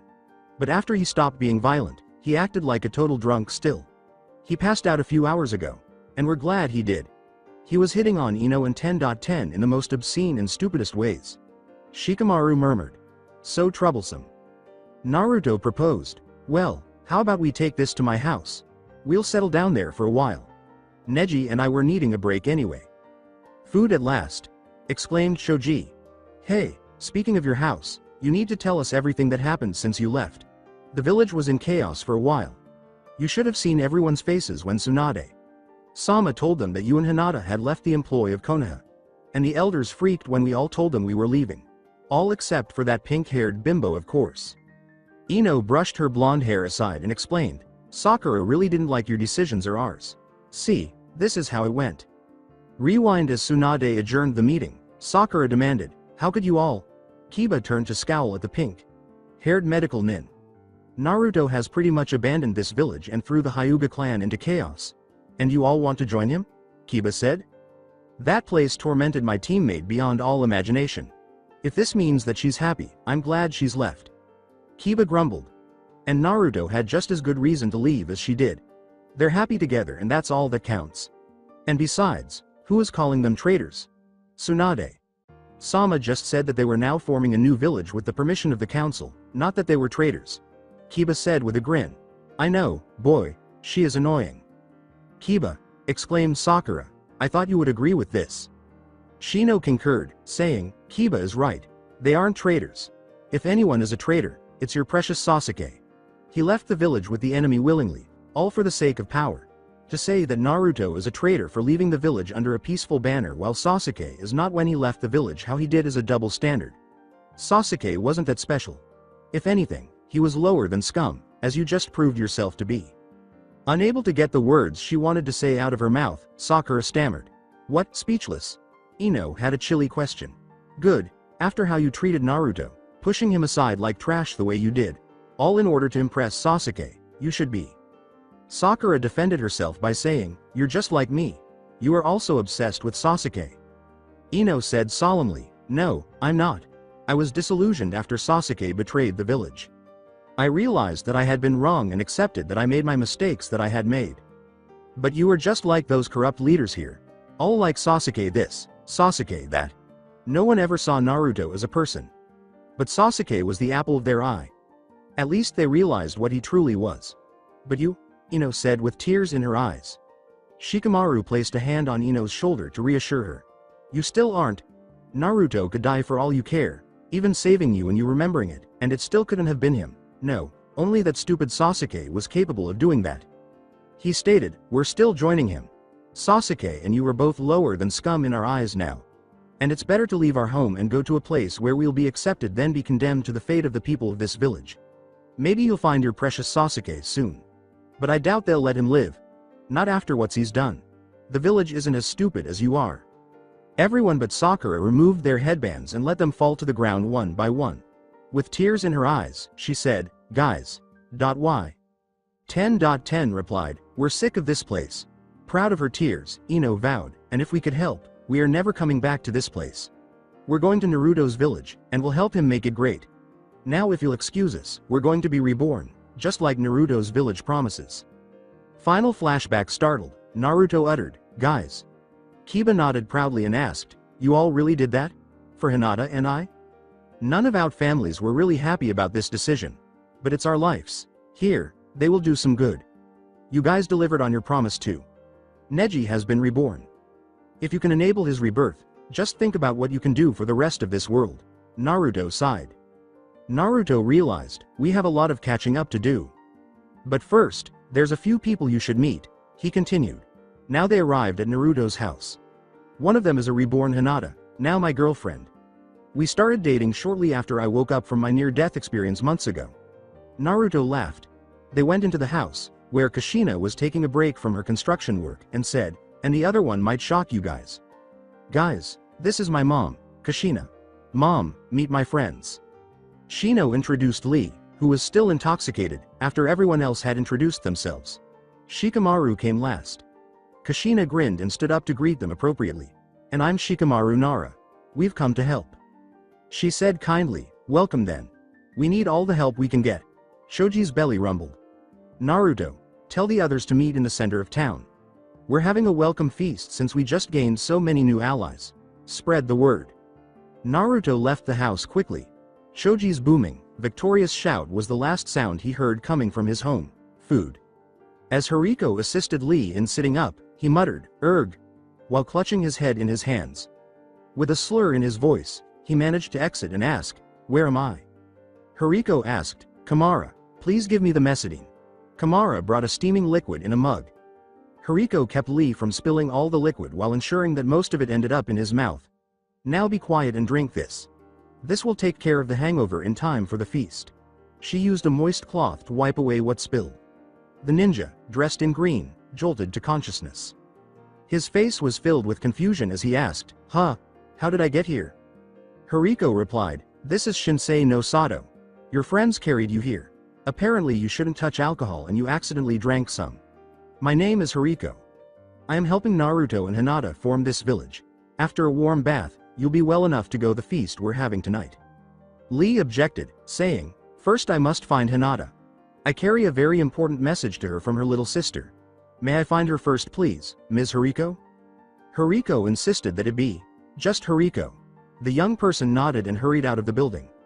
"Kamara, please go find Lady Hinata and ask her to come here. Tell her about everything you just heard." Hariko raised his hand to Lee and said, "That's Kamara. She's my apprentice. Stretch your legs while I go start the bath. Kamara should be back shortly. But don't leave this building yet." Lee gave a nod.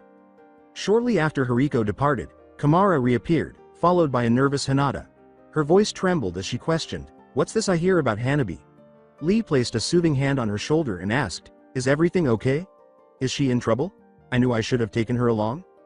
Lee promised, "Your little sister is fine. But she wanted you to know something. Guy, Sensei and Kurenai. Sensei are on their way here now, though they will only be visiting. They've taken Hanabi with because she wanted to see you badly. And the senseis want you to know that nothing will happen to her while she is under their care.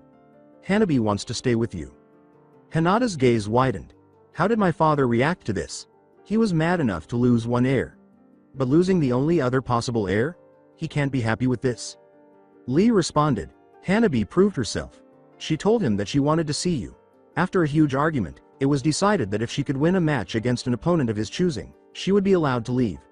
Needless to say, Hanabi kicked her opponent's butt and handed it to everyone else on a silver platter." He grinned. "She really took your leaving hard. They said they would be here about a week after us." With tears of happiness streaming from her eyes, Hinata collapsed to her knees in relief. Someone shouted from the doorway, "Hey, what's going on? Why is my girlfriend crying?" Naruto was standing in the doorway, blocking the sunlight, when Lee looked up. He gave her a gentle hug and asked, "Hinata, are you okay?" With joy, she replied, "I'm fine." Naruto grinned and got to his feet, dragging Hinata up with him. "My little sister is on her way here. I felt really bad about leaving her there. But when we left the village, I had no choice. I was hoping that we could go back for her soon, but she tried to find me first." Naruto said, "Sorry about just now, Lee. It's just that I don't like to see her crying. I fought for her once already and I wouldn't have hesitated to do so again had the situation called for it. So, you up for the feast? Now that you're back on your feet, I can explain everything that happened after Hinata and I left. Everyone else already knows." From upstairs, Hariko called, "Lee, the bath is ready." Naruto scowled. "URG, so that's what it was. The alcohol off you is strong." Lee remarked, "Naruto, you've changed." As he made his way upstairs, he cursed, "You have to tell me everything tonight at the feast. I won't take no for an answer. Oh, and by the way, someone else is coming with them, and she wants to stay. I'm sure you remember Anko Sensei." Naruto retorted, "I won't hold back a single thing." Hinata simply grinned and laughed when the person said, "By the way, Hinata, you should know something. Neji and 10.10 just hooked up. They should have done so ages ago." As Lee departed, Naruto went pale. "Crap, how could we forget Anko? She was that crazy proctor from our first Chunin exam." Naruto sighed. Hinata laughed. "This ought to be interesting." Ino yelled, "Choji, save some food for everyone else," as Choji cleared away food from one dish after another. "Remember, we don't have an economy going yet as well. Use some self-control for once in your life." Choji sighed. Lee ate some of the salad prepared for tonight's feast and asked, "Naruto, once the village gets going, Will you be the leader of it? Or will someone else be the leader? Naruto acknowledged. Well, we haven't really discussed that yet. As he accepted another plate of food from Hinata, Naruto smiled and said, in the end, it'll be who can best lead us. And be that me or anyone else, I don't have any problems, as long as they watch out for this village and make sure we're all free to be ourselves. Hinata told them, we've all talked about it. And we all think that it's only fair that since you're the one with the idea and you're the one who made the effort to start all of it that you be the leader. Naruto sighed as she spoke. Which is why we need to make sure you're at full strength. After all, we will soon be announcing our village's existence to the world. And since we're going to take a while to become strong, we'll need to make good appearances. With a sigh, Shikamaru resumed eating his own food. Who would have guessed that I would soon be reporting to a member of my own generation as my leader? Even though Tsunade was only 25, she was older than us and, based on our knowledge of her, would have likely lived a much longer life than us. From behind him, 10.10 said cheerfully, Shikamaru, relax. Neji, who didn't appear to mind at the moment, was also being pulled along. Still, we'll all probably end up camping outside for a while. This village is just not big yet enough to be able to support so many shinobi. I just heard from Hinata too that Hanabi and Anko Sensei will be joining the ranks as well. But we'll be a strong village in no time. Do you realize we already have 23 shinobi when the village gets going? And more people will probably come when they hear of what we stand for. Neji nodded in agreement. Though we will need to get a younger generation in if we are to continue to survive as a village after 20 years or so. Oi! Naruto! Cried Kiba from close by. Tsunade. Sama asked me to tell you to consider a special type of training. Since Kitsune is almost like exactly Akamaru here, she wants me to train you in fighting with Kitsune. Naruto questioned blankly, what, you've never seen her transform? Kitsune can not only fight in her fox form, but a human form as well. Maybe I'll convince to show you later. Though Kakashi Sensei might freak out, since she's apparently very hot. I wouldn't know that though. And it would make me feel very creeped out if I started to think along those lines. He chuckled. Alert everyone, Kitsune. I will reveal my human form to them. Kit jumped off his shoulder and said. Naruto joked, hey, guys, Kit is about to show us her human form, aka show off. Kit pretended to be offended by this, and Naruto smiled. The silver dot and red fox gradually transformed into a human. Kitsune appeared in her human form, and Kakashi's nose began to squirt blood. She was still wearing the same black shorts, the same shoes, the same headband, the same verses. Neck muscle shirt, and the fishnet underneath. However, he doubted that any of them had recalled how tight and form-fitting her clothing was. Which, of course, did not conceal her protruding chest or curvy waist. A flirtatious, so, what do you guys think? Kitsune asked. Both Naruto and Neji flushed and tried to think only positive thoughts. With his nose still dripping blood, Kakashi appeared to have fallen in love at first sight. Kiba said with ease, man, she looks hot enough to date. Say Naruto, you wouldn't mind me and Kitsune dating, would ya? Naruto gave a quick shake of his head. The point Naruto made was, remember something. Whatever you do with her and the experiences she has with you I become aware of. When you two would have gotten personal, I would know everything. I only want those kinds of thoughts in my head if they concern Hinata here. Also know this, Kiba Inuzuka. Relationships between my kind and yours are taboo. And the few times they did happen, they never worked out. If kids were produced from that love, they led bad lives, not belonging completely to either parent's world. Hated and feared by the humans, pitied and looked down upon by us, that's no life to lead. Kitsune stated to him. Though if I had to pick a mate from among you, you would be the most desirable human here. This made Kiba flush a lot. Naruto concurred, saying, but that training might do us well. Kitsune, what do you think about that? Kitsune acknowledged, it would strengthen our bond, so it wouldn't hurt us. Naruto. Sama, with your permission, I could teach you some medical jutsu as well. That way you would be balanced and would be able to heal your comrades in battle should that need arise. Hariko made the suggestion. With his thoughts focused on Hinata's happiness, Naruto said absently, sure thing. We'll have to get some younger kids here soon too. Hanabi will get lonely otherwise. But I know Anko will raise hell once she gets here. He faked a grumble. Well, when the time comes, we'll have to handle that. Naruto moaned as he entered his home after spending the last 6 days in the wilderness with Kiba, despite his reluctance to leave the village altogether. But he was persuaded to go train with Kiba after numerous assurances.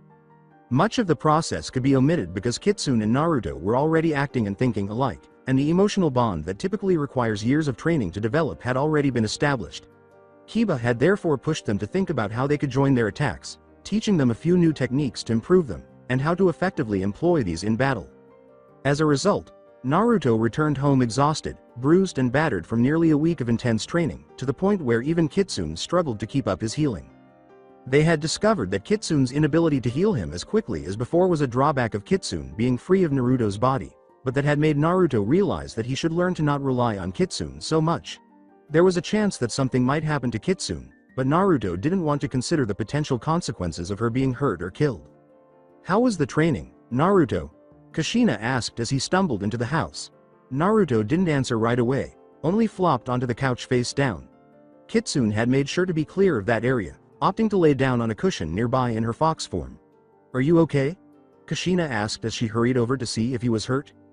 As Kushina's hand moved over one of the larger bruises on his chest, Naruto muttered, "OWW. Just a bunch of bruises. We discovered that Kitsune is no longer able to heal me as quickly as she once could. I'll likely be in pain for a few days because of this," he moaned, "but for now, I just want to eat and get some rest." Kiba is a diligent educator. "Go get one of the medical ninja, Kakashi," Kushina suggested. "Tell them that Naruto needs some healing.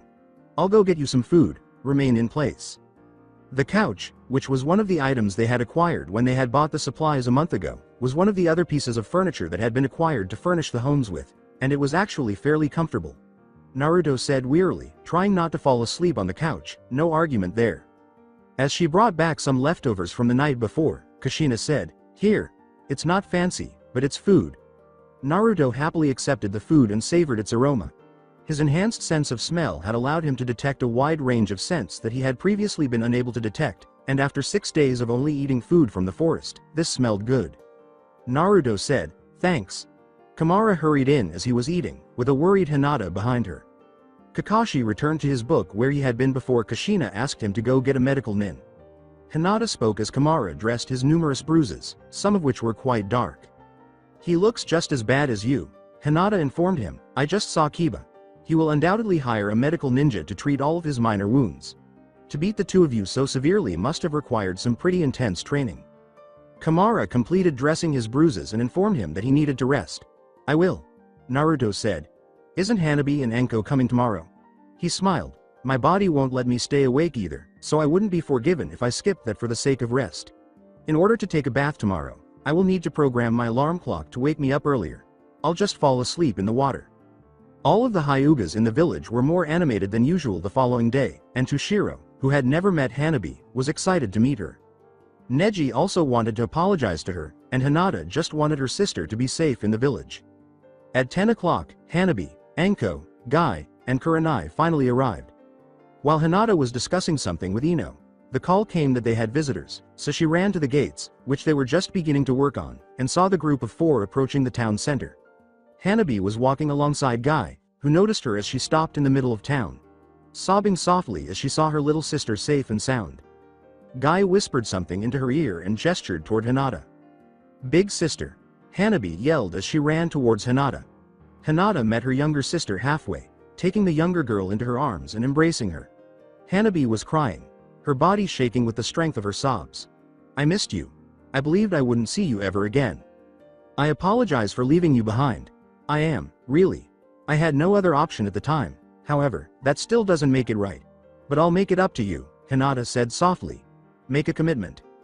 "But we're together again," Hanabi said with confidence as she withdrew from her older sister's embrace. "I understand completely. It's all that matters. I defeated one of the clan's strongest fighters. Gonzo, one of the Hyuga clan's most formidable ninjas, was defeated by me." With excitement, she said. "I listened. And you have my admiration. I'll show you the other Hyugas we have here in a moment. However, I must first greet Kurenai Sensei and the others," Hinata said, adding, "It's good to see you all again, Kurenai Sensei, Guy Sensei, and Anko Sensei. And thanks for safely bringing Hanabi here. You have no idea how much it means to me," she said, bowing. Guy reassured Hinata, "It was no problem. Your sister is quite young.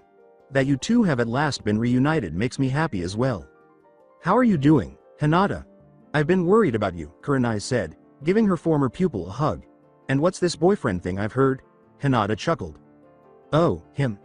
Hinata joyfully answered. Naruto is probably working on one of the construction projects here, somewhere around here. After returning from his training trip with Kiba so exhausted last night, he ought to be getting some rest. Kiba and the others made it safely. Then? I'm glad to hear that, Guy said, and Hinata nodded. Lee was quite apprehensive about coming here. To persuade him that it was acceptable to come here, as his heart was telling him to do, I had to reassure him that I would always be proud of him and would not hold it against him either. Guy and Kurenai went pale when Hinata told them, even though Lee was kind of drunk when arrived, something about receiving the wrong drink at breakfast. Anko was unaware of how bad he could get when intoxicated, but there was no damage, so it all ended up okay. Where is your Naruto now? I want to go greet him, Anko said. Hinata turned on her Byakugan and looked around. At the conclusion of the gate that is presently under construction. Don't agitate him too much, though. Hinata questioned. We told him to take it easy for today, but he wouldn't listen. May I also see Naruto, sister? From Hinata's end, Hanabi inquired. Guy exclaimed, let's all go see him. It was hard for me to believe that he had been a jerk the entire time. However, I wager that if he is as intelligent as everyone claims, he could even deceive Shikamaru. Leading the way to the section of the gate they were currently constructing, Hinata said, let's go then. Naruto, they've arrived. She yelled as they got closer. A blur appeared as someone leapt to the ground from the top of the 15-foot tall wall, and another blur trailed behind him, catching up to the first as they both got closer to the sizable group that had arrived at the construction site. How is your day going so far, Hinata? Naruto hugged her and asked enthusiastically. If you could just relax, that would be better. She pulled away from the hug and said, I'm afraid you'll overwork yourself. You're also drenched in perspiration. Have you already taken a break? As they observed Hinata's intense concern for Naruto, everyone grinned. Naruto said, I'll take one in a couple of hours. Did you mention that they've arrived? Neji managed to catch up to Hinata and Naruto. Neji's cousin. Hanabi exclaimed, shocked at seeing her cousin there so happy and content. Neji smiled and nodded. I like the new you. After saying this, she rushed over to embrace him tightly. Guy whistled, amazed to see Neji's genuine smile. Neji agreed, saying, I like the new me too. Would you still prefer that I call you Lady Hanabi, as we did in Konoha, or can I just call you Hanabi? Just Hanabi. Can I still call you Neji? We're no longer a part of the Hyuga clan, she insisted. Neji gave a nod. Someone is interested in meeting you. Where's your stuff, Hinata? If you don't mind, I'll take her to meet Toshiro and get her settled at the house. Neji said. We have a room ready for you, Anko said, passing Neji Hanabi's bag. Neji and Hanabi departed, leaving Hinata alone with the other people who had traveled from Konoha. If Hanabi wants to. Hinata said, which I presume she does. Hanabi nodded enthusiastically. She's matured since I left. Gonzo was defeated by her? Heishi Hyuga was upset when she won, but he had promised that she could move in with you if she did. So Anko remarked, I heard it was a pretty intense. The following day, she was prepared to depart, saying her goodbyes and all. She's a tough young woman. What mayhem are you going to pull next, Naruto? Or did you pull all these practical jokes to cover up your genius status? Anko laughed and asked. It was mostly to hide how smart I was. Naruto acknowledged. Screw it, I'll take my break now. We took care of the remainder of the day, Naruto. Sama. Why don't you just relax for the remainder of the day? The site foreman yelled, and Hinata gave Naruto a beseeching look because she knew that this was the only thing that could persuade him to accept the offer. Oh, okay. Unable to resist Hinata's adorable puppy dog eyes, Naruto uttered a submissive, let's hang out at your place though, Hinata. Happily, Hinata said, okay. Naruto pretended to moan, but Hinata was not fooled at all. You know you love my cooking, Naruto said, and I'll make sure that you eat there too. Perhaps Hanabi is also hungry. Hinata made the snap decision, I'll make her something to eat too. Hinata excitedly dragged Naruto out of the house and said, Naruto, come on. She reprimanded him playfully, saying, we're gonna be late if you keep going this slow. Today was their village's grand opening, so to speak, and she had changed out of her usual attire for the first time, wearing a black pair of shorts and a white tank top with black fishnet underneath, her long hair still hanging loose. Naruto, dressed differently, said, I'm coming. He wore a robe made by Kushina over his traditional hakama pants, which were white like Toshiro's, and a loose, fitting formal shirt. A pavilion had been set up for Naruto to wait in until he was ready to make his appearance, and he heard the excited chatter as the guests tried to guess what the village leader would look like. The village had taken another month to finish, including a few extra buildings that had been decided upon at the last minute, but it looked like a good village, which they knew was important, as many of the feudal lords and other village leaders had also come. He left his village as a freelance ninja, after all. He wasn't that famous, though. I have heard rumors that he's somehow connected to Konoha, but he literally almost popped out of nowhere, a female who was excited said. However, nobody will speak up, claiming that their pasts are irrelevant and that they are only here to be themselves, free from social constraints. Naruto waited until Hinata arrived to collect him after the speaker went by. We're almost ready to start. Ready? As he finally began to walk down the path, Naruto said calmly, "Yep, I'm ready to go. Are you prepared for this, Hinata?" "Obviously." Slipping an arm into his, Hinata said, "Even if I wasn't, I'd still go with you wherever you go." She had dressed in a summer yukata for the event that would take place later that day. "Look, there he is," voices cried out as Hinata and Naruto came out. Naruto recognized a lot of people in the crowd. Gaara and his siblings were sitting in the corner, all dressed in semi-formal attire. He smiled when Gaara waved at him. A larger delegation from Konoha appeared, and Tsunade and Shizune were happy to see him. However, Naruto also saw the heads of the clans from Konoha, including Heishi, who was the only one who appeared unhappy to be here, something Naruto couldn't hold against him. As she and Shizune approached, Tsunade said, "Naruto, it appears that you'll be alright. I see you finally got around to letting us know how you were all doing." Heishi isn't particularly happy to be here, though. Naruto remarked, "I don't blame him. After all, Hanabi joined us in addition to Hinata.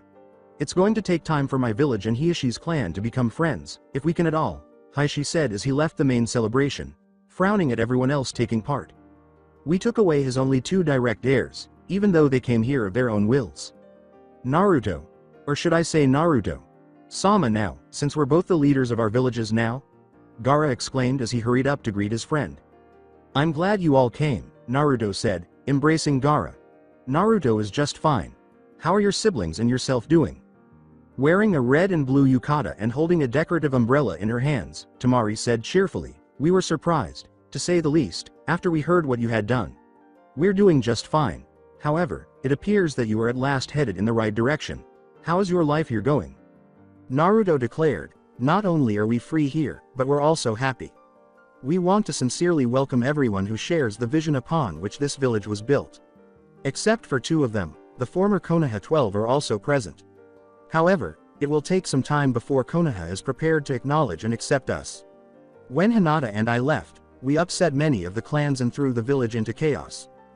Hinata said, "Hopeful ally, but we're here now and able to deal with anything that comes our way. We have a lot of strong friends here, most of whom are experienced enough to give us good guidance."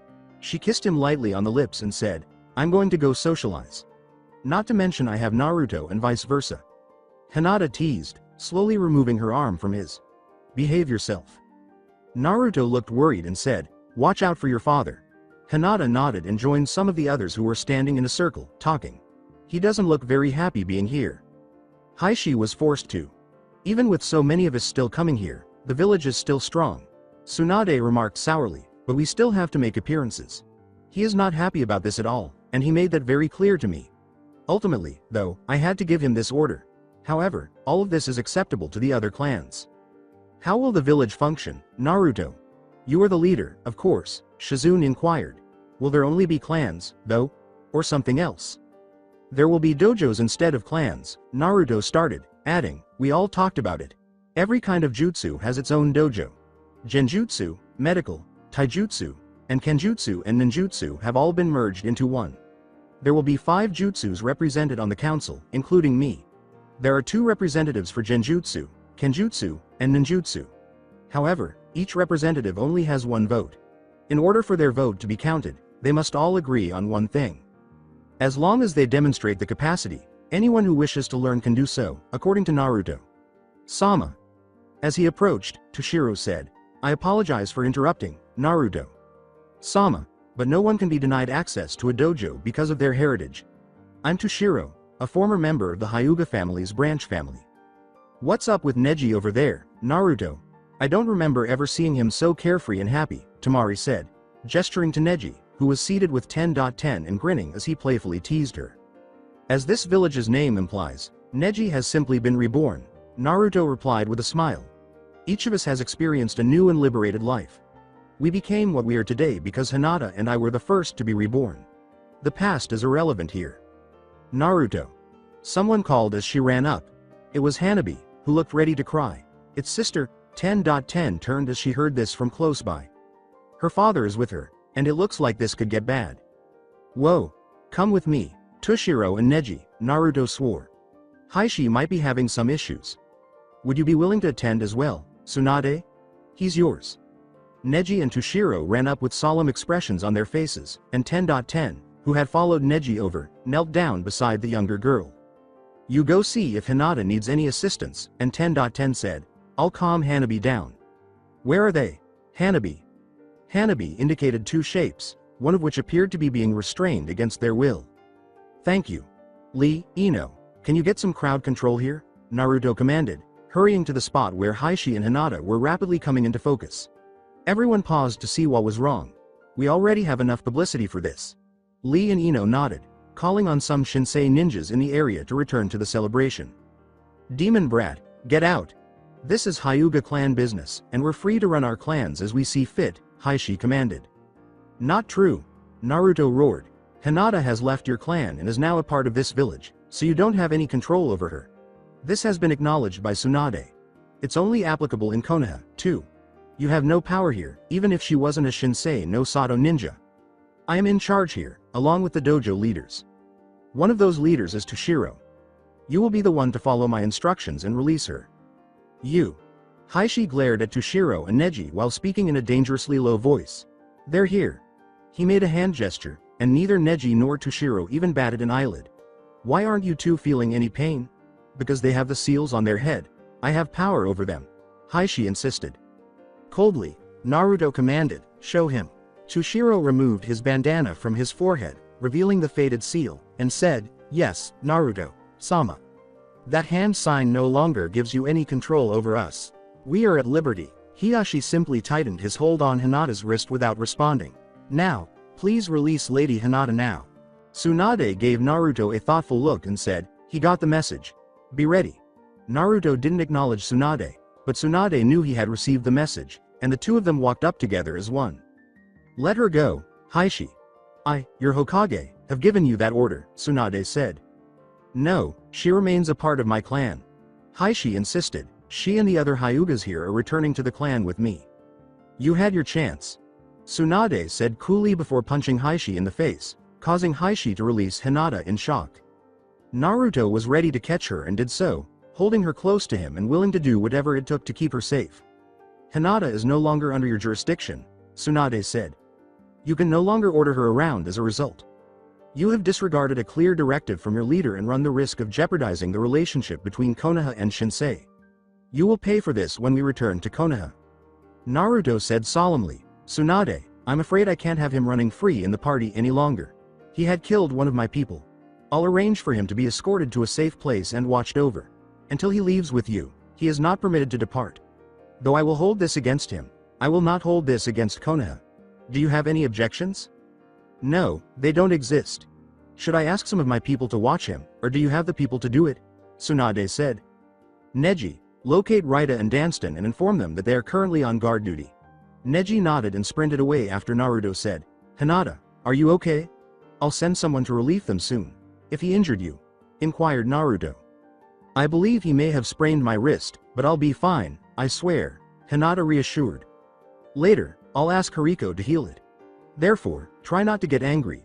With her head resting on his shoulder, she pleaded softly, please. Only for you. Naruto broke down. If it had been anyone else he had hurt, I would not have held back. Tsunade volunteered, Hinata, I'll see if your wrist needs healing. Hinata held out her trembling arm, because her father had shaken her up.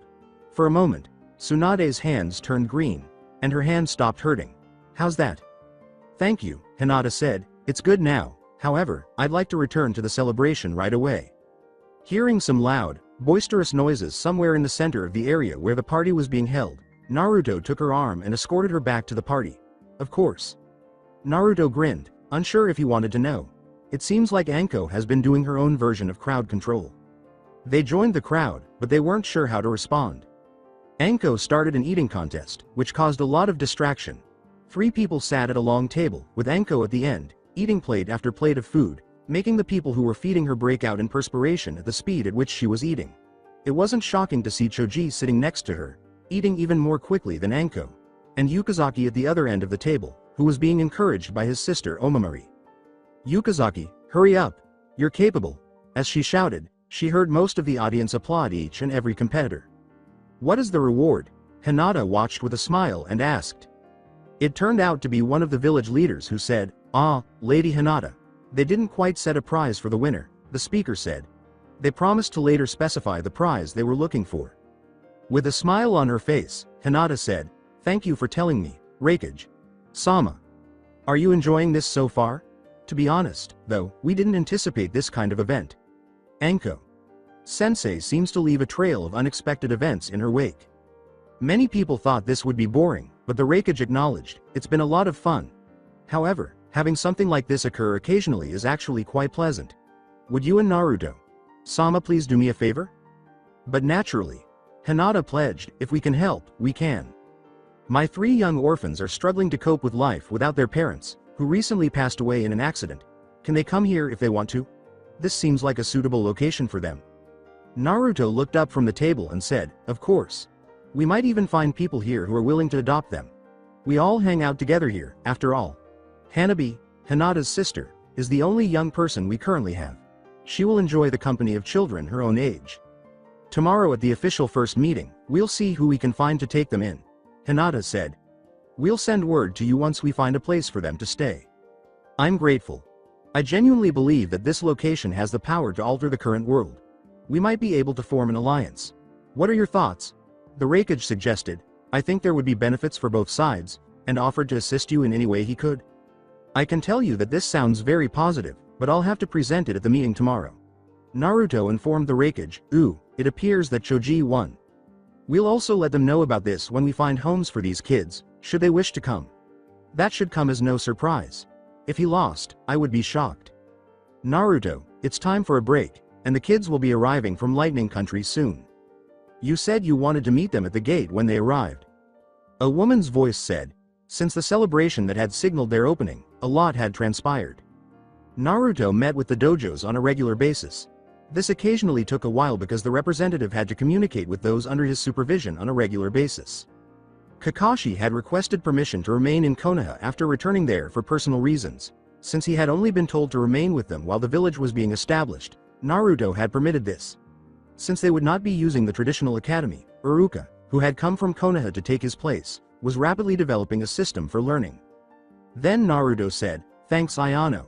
Among those who had assisted him in founding this village from the start was Ayano. Ayano had told Naruto that she liked jobs like this, which were just as important but not as demanding as the others' preferred regular missions. And he had rapidly demonstrated that he had required someone like her to help him stay on schedule and focused. "How about you take the afternoon off? Since I'll be taking the afternoon off to see them settled." With a guilty smile, Ayano confessed, "I could use a break. This is a big job. But my job must be easy compared to yours."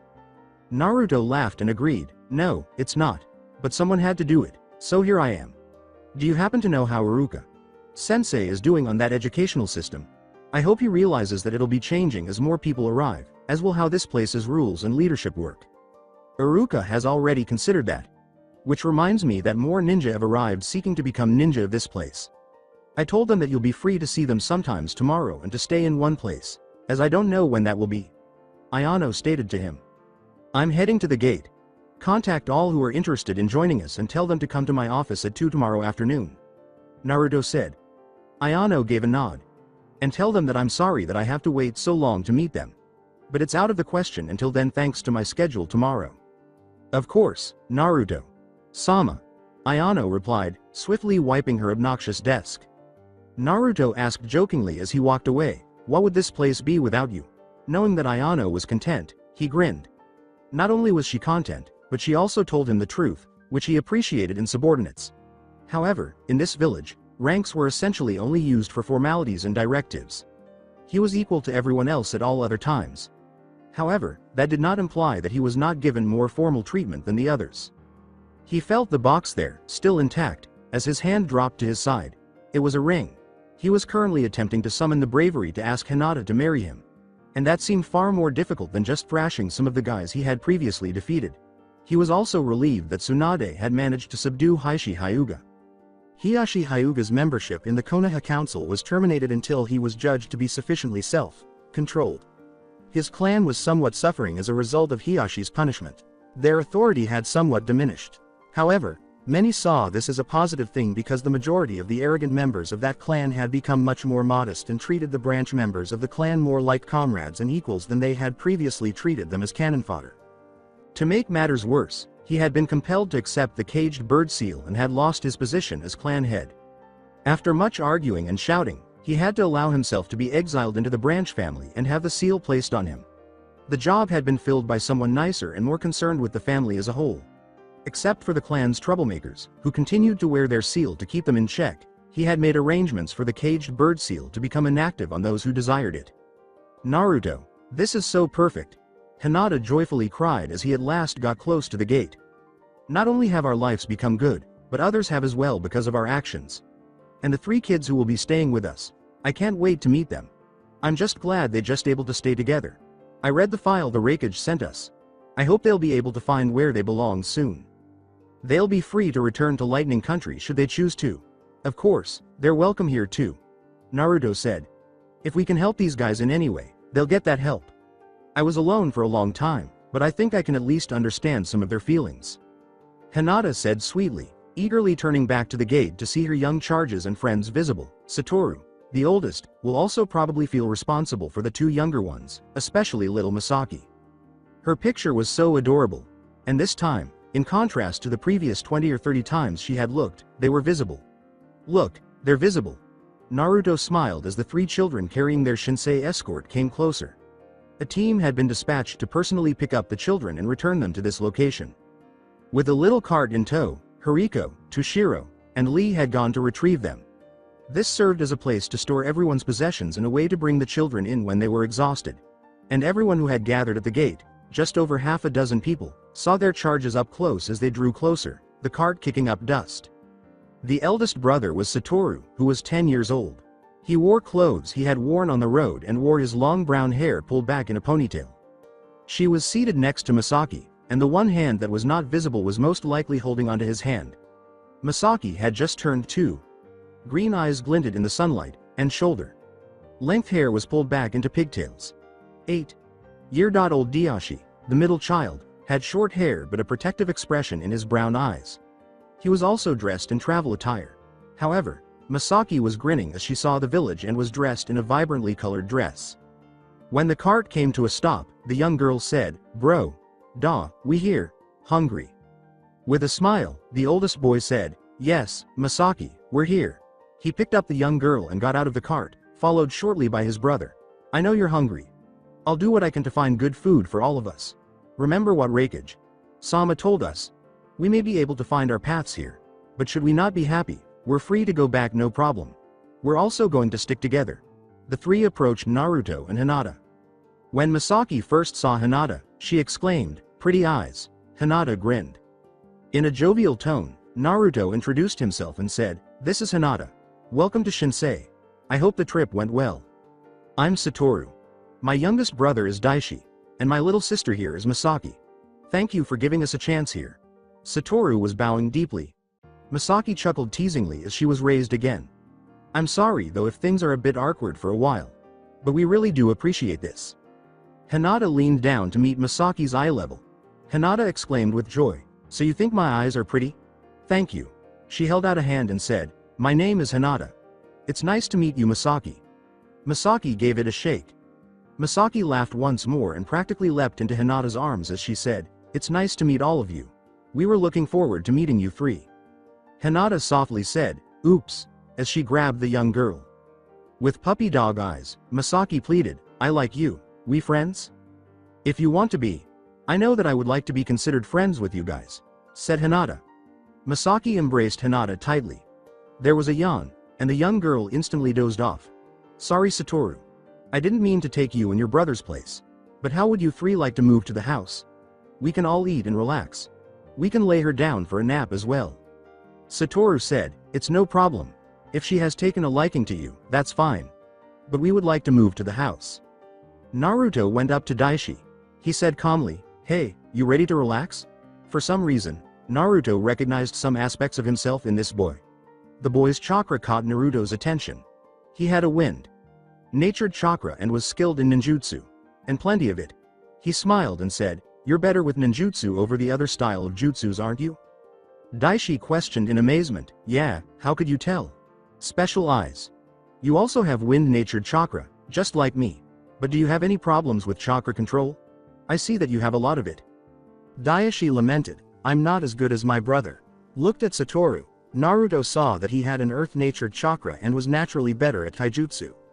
He says this doesn't matter and helps me the best he can, but I still feel kinda worthless next to him. I just don't have his skill.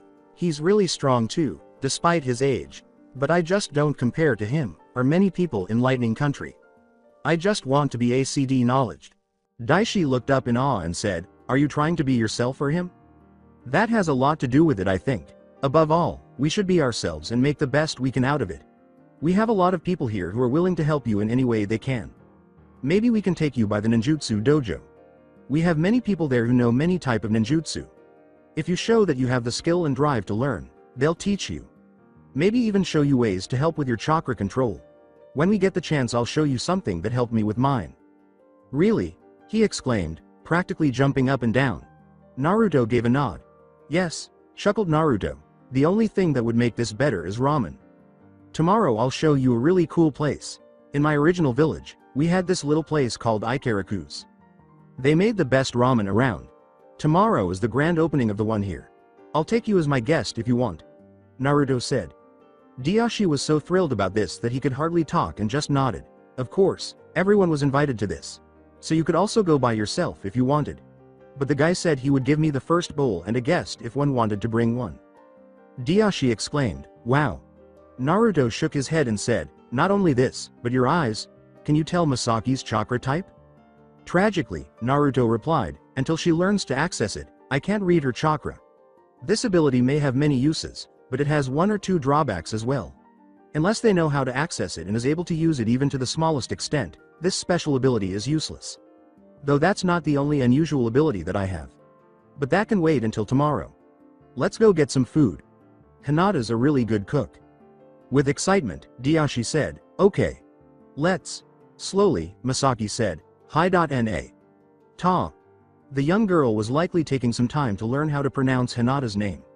Misaki insisted on learning how to say it correctly, even though this was understandable. Misaki leapt to his feet and said, very good Misaki. Want to go play outside? Misaki accepted Hinata's offer of assistance. For the day, Hinata was keeping an eye on Misaki. Satoru was checking that out at the taijutsu dojo. Daishi and Naruto were out at the Ichiraku's ramen restaurant's grand opening. Misaki exclaimed, swing! Swing! As he gestured to the swing Toshiro had prepared for Hanabi, who frequently sat there pondering. The young girl had also captivated Hanabi, who had assured Misaki that she could swing on it whenever she pleased as long as she was cautious. Grinning, Hinata hoisted the young child into the swing. Misaki exclaimed, swing! Swing! Once more. Hinata gave Misaki a gentle shove. She giggled and laughed with every dip and rise. At Ikaraku's, Naruto and Daishi were standing at the counter. Sitting at the other tables with a sense of impatience were several of the ninja who had eagerly anticipated this day. Keita, Tuchi's cousin, was in charge of the booth in Konoha. Oh, here we go, Naruto. Sama, young Daishi, along with his wife and daughter, he operated the business. They both broke their chopsticks apart and smiled as they thanked Keita for the meal. Both of them gobbled up a lot of noodles. Delicious. They exclaimed together. Keita's wife and daughter, Issa and Keita, took orders while everyone laughed.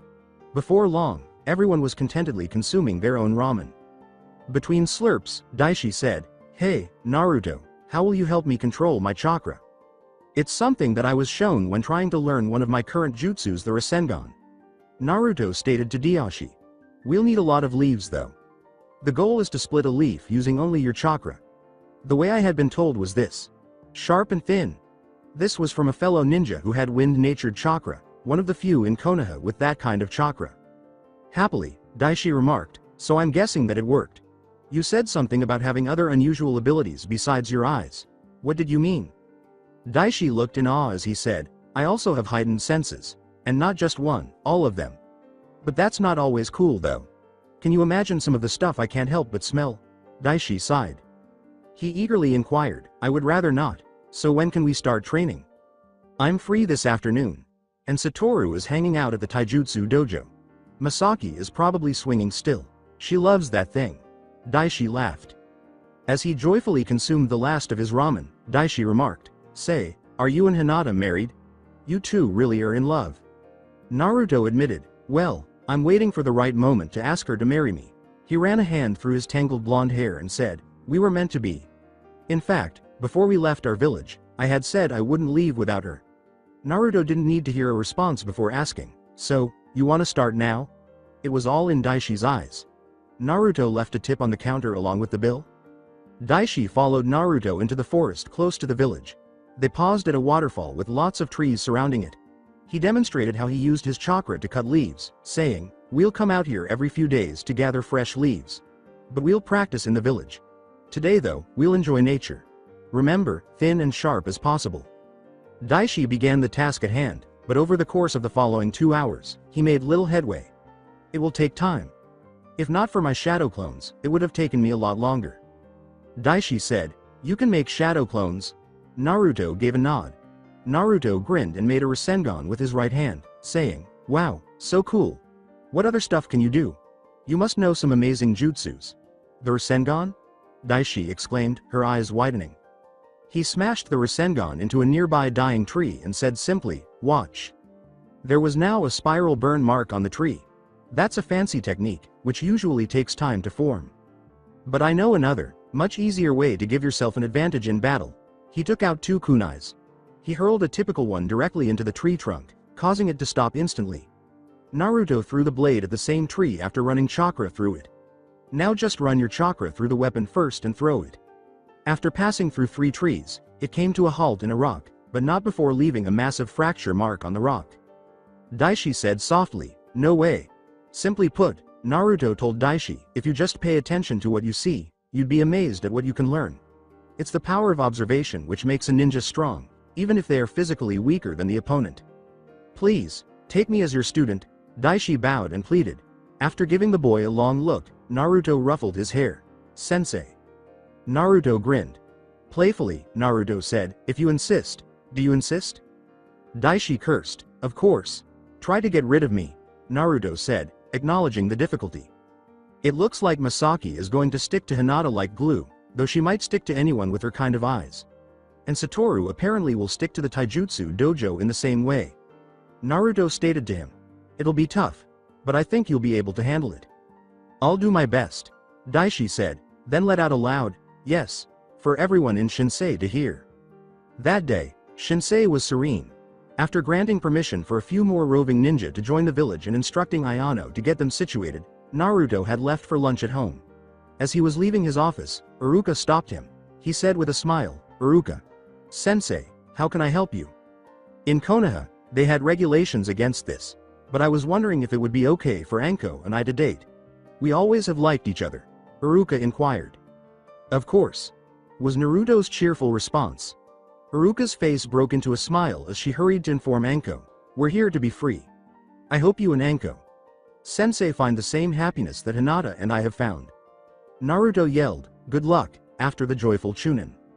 He made himself some lunch when he got home. At work, Kushina, one of the leaders of the ninjutsu dojo, assisted Daishi in mastering a new technique and controlling his chakras. Hinata was most likely with her older brother at the Taijutsu temple in Misaki. As he walked in, Hinata said flirtatiously from his couch, Naruto, you need to take a break. Naruto informed her, but I came here for lunch. With a sigh, Hinata dragged him onto the couch beside her. Hinata nodded and gave him a kiss, saying, I just misunderstood something, didn't I? Can we go out tonight? Just to have a change of pace? She inquired. With a subtle hint, she said, maybe a nice dinner and some entertainment. I know that some of the others are planning a fireworks show right now, after it gets dark of course. I could get some snacks together as well. Naruto had a quick decision to make. Naruto acknowledged. Everyone will probably be there anyway. He wrapped her waist with his arm. That motion was followed by a clunk. Glancing down, Hinata picked up the tiny velvet box that had dropped out of Naruto's pocket. Naruto snatched the box out of her hand just as she was ready to open it, revealing the ring inside. He took her hand and lowered himself to one knee. "My love, Hinata, will you marry me? I've never loved anyone as much as I love you, and I don't think I ever will love anyone else more than I do now. The only thing that could make my life any happier, perfect as it is to know for a fact that I will spend the rest of it with you by my side as my wife." Hinata became a shade of red that matched the red roses her sister had planted at their home, and her eyes widened. She went limp and rolled her eyes back. Naruto grabbed her out of surprise and placed her on the couch. Reaching for an empty folder nearby, he gently fanned her until she stirred. He teasingly remarked, "It's been a while since you've done that. So before you pass out again, what do you say?" Faintly, Hinata questioned, "Really?" Naruto gave a nod. Hinata extended a trembling hand, and Naruto placed the diamond ring on her right ring finger. "There's no one else in this world that completes me as you do." He lifted her and twirled her in the air, her long hair flying everywhere from the braids she wore. He finally sat down and firmly pulled his now fiancé into his lap while grinning broadly and expressing that he had never felt happier in his life. Their foreheads lightly touched as her head lowered. With a few tears falling onto his lap, she exclaimed, "I'm so happy. I didn't ever think that you would propose though." He kissed her on the lips and said, "I was waiting for the right time. But when the ring fell out of my pocket, I could tell you were about to start thinking something was up. So I jumped in, knowing that the right time had come." This time Hinata started the kiss. "Nothing will stop us from being together now, not that anything could before." When Kushina entered the room to prepare her own lunch, she noticed two lovers sitting on the couch and asked teasingly, "Hey, what are two lovebirds doing in my house?" Naruto turned to Kushina and grinned broadly as he explained, "Well, I was planning on making my lunch. But that turned into a proposal, which Hinata said yes to. Though she did pass out again, something she hasn't done in a long time, years actually." "Naruto!" exclaimed Hinata, her face flushed, her head lowering to his shoulder to conceal it. She brushed her hair away from her face as Naruto laughed. "Why do you feel that it's necessary to make me blush?" She blushed even more when Naruto reassured her, "Because when you're blushing is so cute." Considering that Naruto and Hinata would likely be in a flirtatious mood for the remainder of the day at their current pace and might not want to get up and eat, Kushina shook her head and prepared lunch for 3 people. Later that evening, everyone in the village sat in the spacious field at the rear of their community. Their eyes, however, were not level with the ground. Every spectator craned their necks and stared up at the enormous firework display that burst into the night sky. Awestruck by the displays, Hinata exclaimed, "This is so cool." Nothing had been withheld by those who had made the arrangements. And they had good timing as well. Naruto concurred, that they did. "A perfect start for our engagement. When do you want the wedding?" Hinata paused, probably lost in thought. "Autumn. And I'd love it to be outside too, in an area full of trees.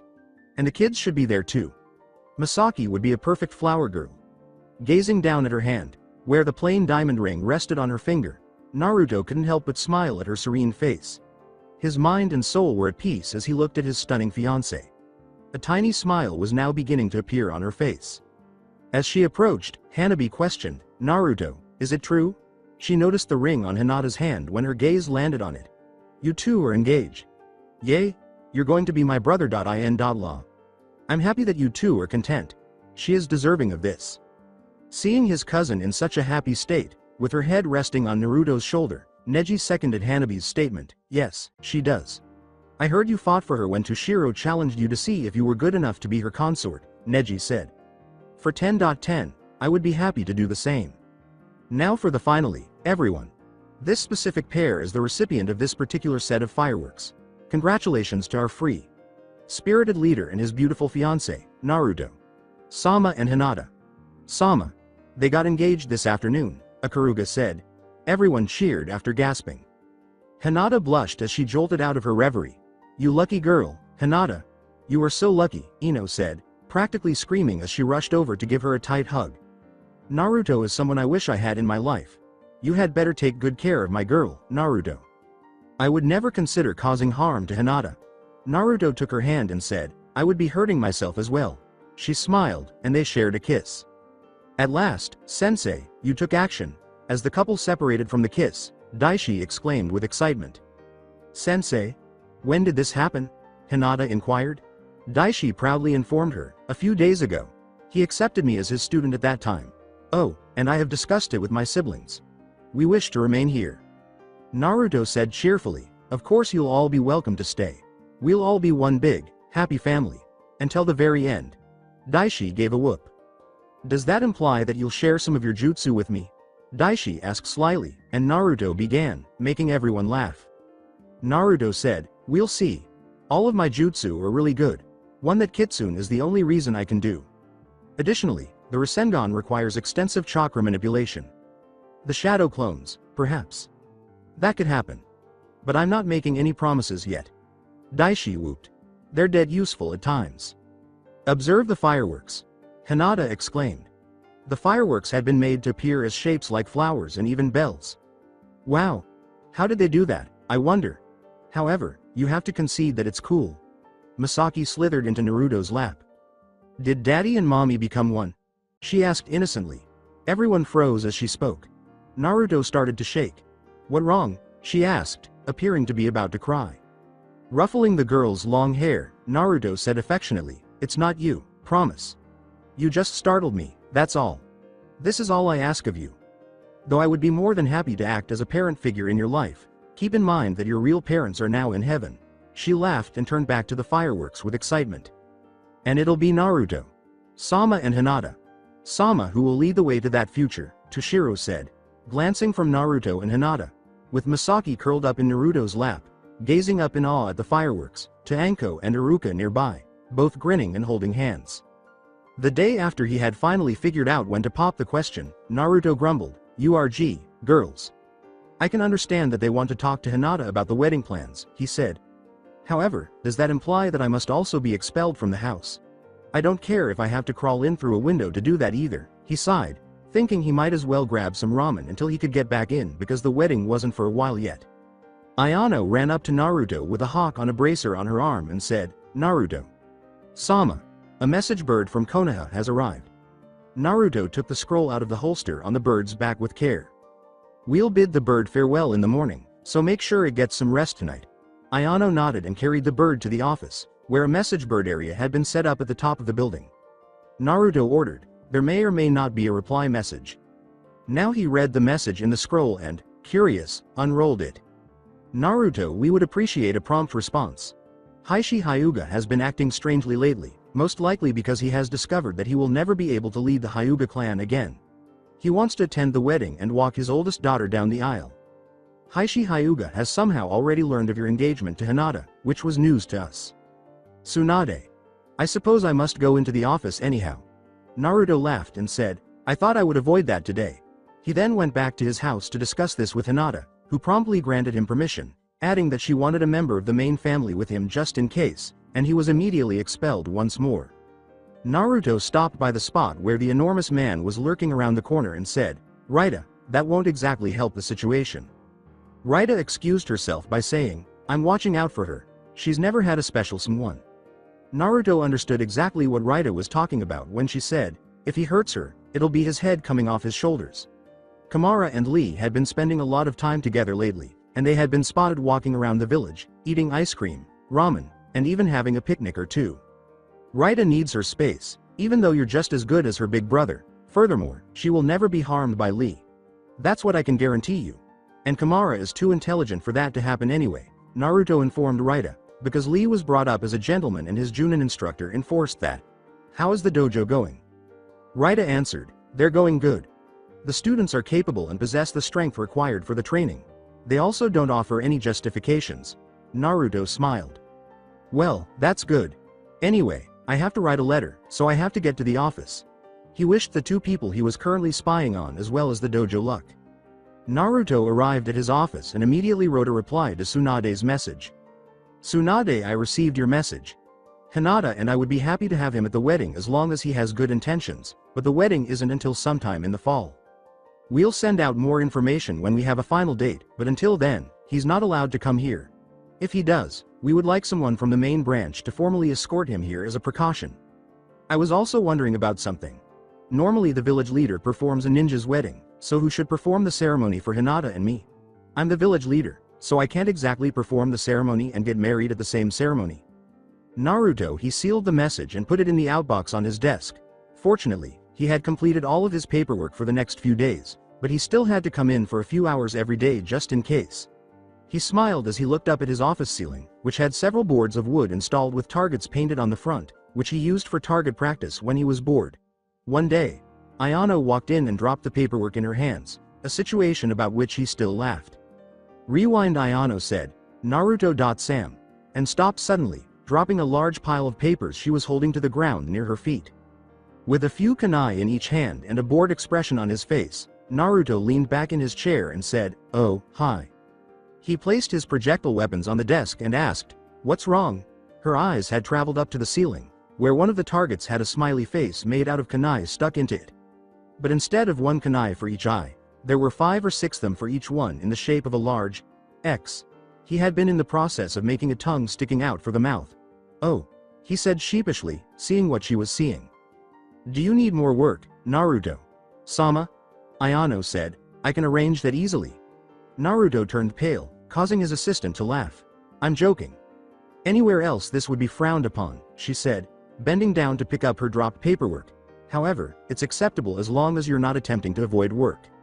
Final flashback: as he walked out of his office to grab some ramen, Naruto laughed once more and asked, "How long will they keep doing girl stuff?" On the way there, he met Daishi, and he asked himself. "Naruto. Sensei, good afternoon," he said simply. "Are you also getting some ramen?" "You're right. You and I are probably Keita's most loyal clients. A ramen eating competition would be a fun event for this place. The winner ought to receive a unique item. Perhaps I should discuss this with Keita. If we're both free this afternoon, we should also work on our training. Additionally, this will burn off all of the ramen's calories," Naruto chuckled. "Can you teach me a new jutsu technique, please?" With excitement, Daishi inquired. Naruto informed him, "I was actually considering that.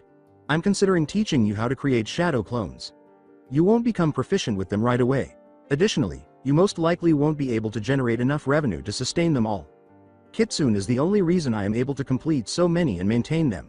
However, sometimes you only need one." "What distinguishes a regular clone from a shadow clone?" "Obviously they're different from elemental clones," Daishi said. During their walk, Naruto explained, "Shadow clones have actual substance. In addition, the user's chakra is divided evenly. They also have another helpful little feature. 1. When they are dispelled, the clone's experiences resurface in your mind. Therefore, you can just make it disappear and still get what you came for if you send one into an enemy base. Whether it is something that has been read, heard, or something else is irrelevant. 2nd, the chakra isn't squandered. After the clone disappears, it is returned. I needed the assistance of a shadow clone to learn the Rasengan at first. A shadow clone was created, and Naruto led Daishi into the forest after they had both made the decision to eat their ramen quickly. First, I'd like to demonstrate something with the jutsu. Walk with my clone to a place far away, where I can't hear you, he said. Tell my clone something. I'll dispel it after 5 minutes, and you'll return. What you said to the clone, I'll tell you. Naruto was smiling and shaking his head when Daishi ran back with the clone after 5 minutes of him walking far away with it. No, Daishi, you are not yet ready to learn the Rasengan, Naruto said. Given the jutsu's history, that is a difficult jutsu to learn and one that you will also need to earn. Go. Daishi said. Well, it was worth a try. Naruto smiled and demonstrated the required hand signs. I'm ready to learn, sensei. Daishi smiled. Naruto cautioned, don't try to make more than one for now. Daishi got to work enthusiastically. The training's outcome. After 2 hours, he was completely worn out from creating half-substance clones, but considering how far he had come in such a short period of time, it was quite an accomplishment. Naruto then gave him a piggyback ride back to Hinata's house, where Toshiro and Hanabi took charge of him and saw him to his room. As he walked up the wall to his bedroom on the 2nd floor, Naruto swore, I'll climb in through my bedroom window. He remembered that the previous night, he had locked the window and created a shadow clone that materialized inside the room. Try and beat me now, girls. He boasted, stumbling down onto his bed, recalling that he had to send some people out on missions tomorrow, and that their mission requests had been coming in much more quickly than usual lately. Well. I'll take care of it tomorrow, he grinned and swore. His wedding was in 2 weeks, and Naruto realized with a start one evening while looking at the calendar that a lot had happened between the day of his proposal and now. Shinsei no Sato had grown into a powerful figure in the ninja world, and in the interim, he had been assigning missions, training Daishi and himself, and teaching a few lessons at the dojos. Naruto didn't go on missions himself, but he wanted to be prepared in case he was ever called into combat. A lot of ninja had moved into the village over the past 2 months, many of whom had young children of their own, and Hanabi loved this, making friends with them right away. Although he was not their official teacher, many of the children already called him sensei, so he allowed this to continue, knowing that the children loved it. In fact, he did occasionally teach, although Daishi was his only official pupil. Heishi Hyuga was coming in a week with his main family escort, but this also made him think of something darker. "I still don't trust him," he said. Naruto repeated, "He must be up to something." He had taken precautions, just in case, and Hinata's house and those who stayed with her house would be under constant surveillance. The usual guards for their top secret areas were also being subtly reinforced. He didn't think Heishi had the village's best interests in mind, but he knew he had his own. He would be dependent on the main family's Hyuga to keep him in check, and Heishi would not be staying with his daughter as requested. Naruto knew that Hinata was still uncomfortable having her father around, and they could honestly say that they had no room there. "So, Hinata, are you prepared to become a Namikaze and give up your last name, Hyuga?" One evening while they were having dinner, he asked in jest, "We ought to get our own place, though. What are your plans for our honeymoon?" "I just can't wait until we finally get this over with," Hinata said, adding, "We can work out all the details later. It will be really thrilling. I'll really be free with you. However, I'm concerned." "How about? No matter how ridiculous it may seem, I'm taking every precaution we can," Naruto said in alarm. "Nothing is going to stop us." He gave her a reassuring squeeze on her free hand and said, "I'm making sure of that. I won't let them. We have endured too much for this to all be in vain. I swear to you." "Nothing," he said, bringing her hand to his lips and giving it a gentle kiss. "And you know better than anyone that I keep my word when I give it. Our happily ever after will come to pass. This will undoubtedly continue to make my father unhappy. When it comes to what he believes is best for the clan, he has never let anything go." She put her head on his shoulder and said, "He won't just let this go. He was very possessive and controlling even when he was little. It's not like him." Furious that Heishi still had this kind of control over his fiancée, Naruto balled his fist. Naruto mentally vowed, "I won't let him. Not this time. Hinata will be free. Hanabi will be free. Neji and Toshiro will be free. Everyone in this village will be free. I won't let anyone take that away from any of us. We're all family here, by blood or in spirit." She had just left that place, and she had endured a great deal of unnecessary suffering because of him. He had even taken away our happiness at one point. "Are you okay, Naruto?" Naruto was brought back to the present by Hinata's question. "Please, don't let this build up. Together, we'll overcome this. Until I question him myself, Hinata, I won't allow him to come close to you. I've discovered that chakra frequently reacts similarly to how your emotions impact your aura." Naruto said, "I just can't let myself believe him fully until I do this. So I'll use my chakra reading ability, hoping that it'll be useful in figuring out if he is up to something. I will not jeopardize you. Not after everything we've endured to reach this point. If that eases your mind, then please do." Hinata nodded. "It'll also ease my mind as well. I genuinely wish to give him another chance. I do. However, rebirth, as it is used here, occasionally necessitates a demonstration of faith on the part of both parties." 4 days later, Kitsune, who had temporarily assumed human form for the meeting, sat idly on Naruto's desk during a private meeting with him in his office. "So, Kit, what's bothering you so much? Don't claim there is nothing wrong either." Naruto started, "Kitsune, I understand that since you are not one of my ninja, I cannot command you to do this. I also understand that since the seal is still on my stomach, I could easily command you to do this. But I need you to do me a favor, as a companion." Kitsune folded one long leg over the other and said, "Go on. If at all possible, please stay close to Hinata when Heishi arrives. I have a gut feeling that I shouldn't trust him. You're one of my most trusted friends out of everyone here, so feel free to stop him if he tries to harm her or any of the others." Naruto told her, "You're strong too, and you know when he's planning something. You and Hinata were simply meant to be together," Kitsune said, adding, "Consider it done. I recall the time when you were unaware of me." Kitsune hung her head sorrowfully. "I could sense your suffering every moment of the day. I experienced every emotion you did, including the loneliness and the agony, with equal intensity. Furthermore, there was nothing I could do to protect you, even though I had vowed to do everything in my power. It was as painful for me as it was for you. I was somewhat relieved when Hinata returned to your life. You started to feel content and at ease, something I was unable to accomplish. She swore, looking up resolutely, I won't let anyone ruin that happiness. With gratitude, Naruto said, Kitsune, thanks, if anyone could understand this, it's you. Kitsune leapt off the desk and knelt down, embracing him. I'm honored to be your sealed familiar, Kitsune said aloud to him. Kid, you've matured and grown. The world is gradually collapsing. People like you are necessary to rebuild it. Since I'm sure the others will want to help, I'll assist you with that. Ayano said, Naruto. Sama, they're here. Naruto straightened his robe and heaved himself up from his desk, looking up from his work. They're waiting in the meeting room. I appreciate you telling me. While they wait, have you offered them a drink? They were now just in front of the meeting room when Ayano nodded as Naruto left his office, gently closing the door behind him. Please go find Hinata and Hanabi and let them know that he's here, Ayano said. They are free to visit him if they so choose, but they are not required to. Ayano left him alone at the door and said, I'll leave right now.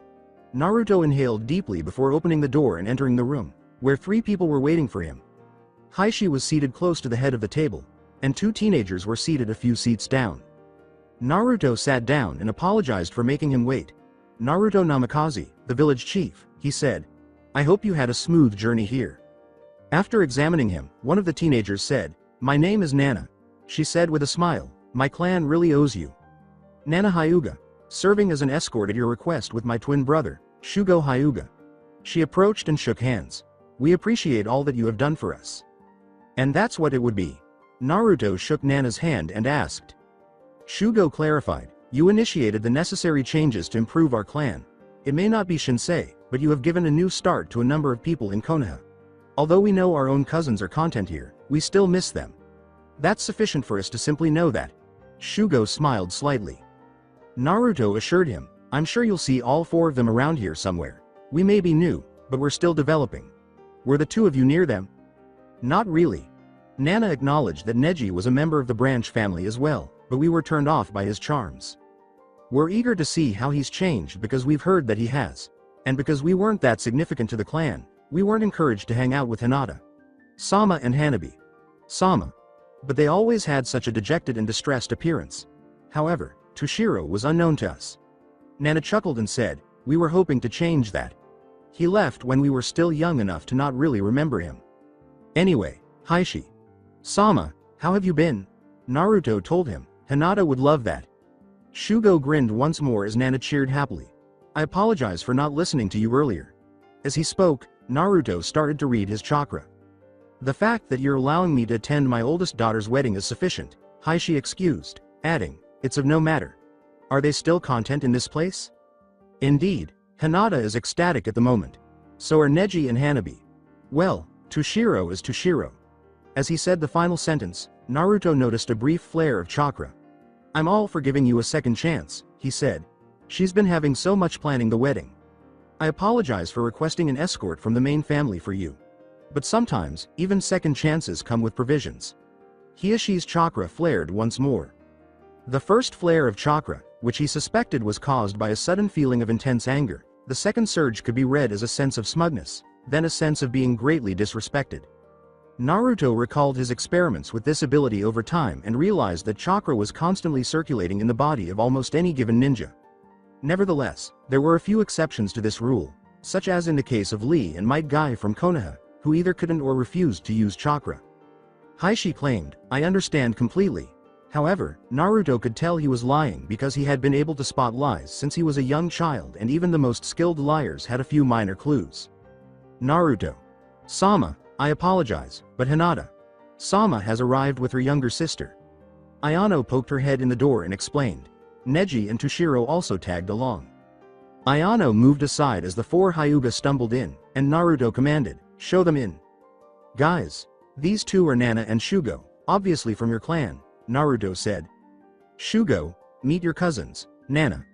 Hanabi, Hinata, Toshiro, and Neji. Nana and Shugo each bowed their heads.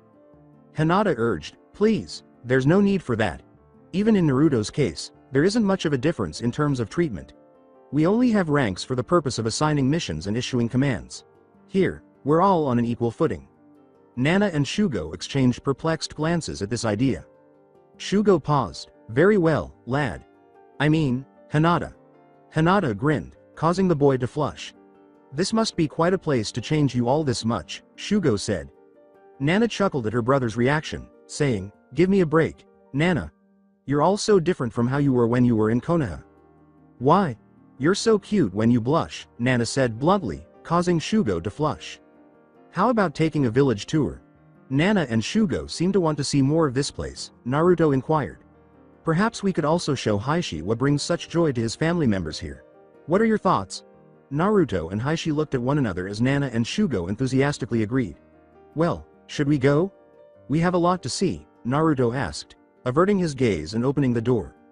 I will then show you your accommodations. That was not possible because Hinata's house is full. What is the number of guests staying there? It must be a lot to not have room for 3 people, Nana inquired with excitement. Hinata informed the ecstatic teenager, there are 7 of us in the house. Neji, Toshiro, Hanabi, and myself. In addition, there are the 3 Lightning Country children, Satoru, Daishi, and Masaki. They made the decision to remain here permanently, so they will be here for a while. They're discussing moving into their own place soon. But Naruto is a truly unique guy, and I'll be moving into a new place with him after the wedding, she said with a warm smile. I'm fortunate to have him, Naruto smiled. Naruto clarified, no, I'm the lucky one. To have Hinata pick me. He laughed now. The wedding will be such an important date for us both. At least she doesn't pass out around me anymore. Hinata turned beet red. She's the special one, not me. To get to this point, we've endured a lot. It all comes down to finally becoming official. Who will perform the ceremony for you? Toshiro inquired. The ceremony is typically performed by the village chief. However, you are unable to perform the ceremony because the village leader is the one getting married. I've requested that a monk from a nearby temple perform the ceremony. They have consented, requesting only that we pay the temple a donation in return for the service. Which is not an issue. In any case, that was my plan. That night, Naruto returned home weary and worn out. Naruto, from behind him, Lee called, and he ran up to him. You don't look very young right now, Lee said. Has the day been exhausting? I've heard that today you met with Heishi Hyuga. Naruto sighed as he looked up at the lowering sun. I had a bad feeling when I saw him come through the gates today. He acknowledged, I am tense, but I am also tired. Additionally, I have a hunch that Heishi won't take this lightly. But right now, I'm most excited about Hinata welcoming me home at last. I'm going to carry her home myself as soon as the wedding is over. We're hoping to get our own place soon as well. Naruto grinned, his anxieties temporarily putting aside, and said, I'll soon be a married man. Who would have ever imagined that I would be the first of our generation to get married? I bet there will be a few more weddings to celebrate in the future. I am aware that, like 10.10 and Neji, Uruka and Anko have been getting along well. As Lee blushed, he smiled. I also saw you the other day with Kamara. As Lee nervously said, Kamara is a very special girl. She too only wants to be recognized by that special someone. She also faces difficulties in a society that disapproves of ninjas with unusual births. Naruto gave Lee a shoulder clap, saying, we understand each other so well. You two are inherently compatible because of your mutual understanding, Naruto commanded, hang on that feeling. He laughed as he left, feeling less stressed than he had been a few minutes before but still determined to eat something before turning in for the night. Very soon, you two might be on a road you never thought you would be on. Someone said, Naruto, you're home. They walked over and put their arms around his neck, and Naruto knew without having to see who it was. You look exhausted. Hinata kissed him, and Naruto gladly returned the kiss, and they ended up on the couch with Hinata on his lap.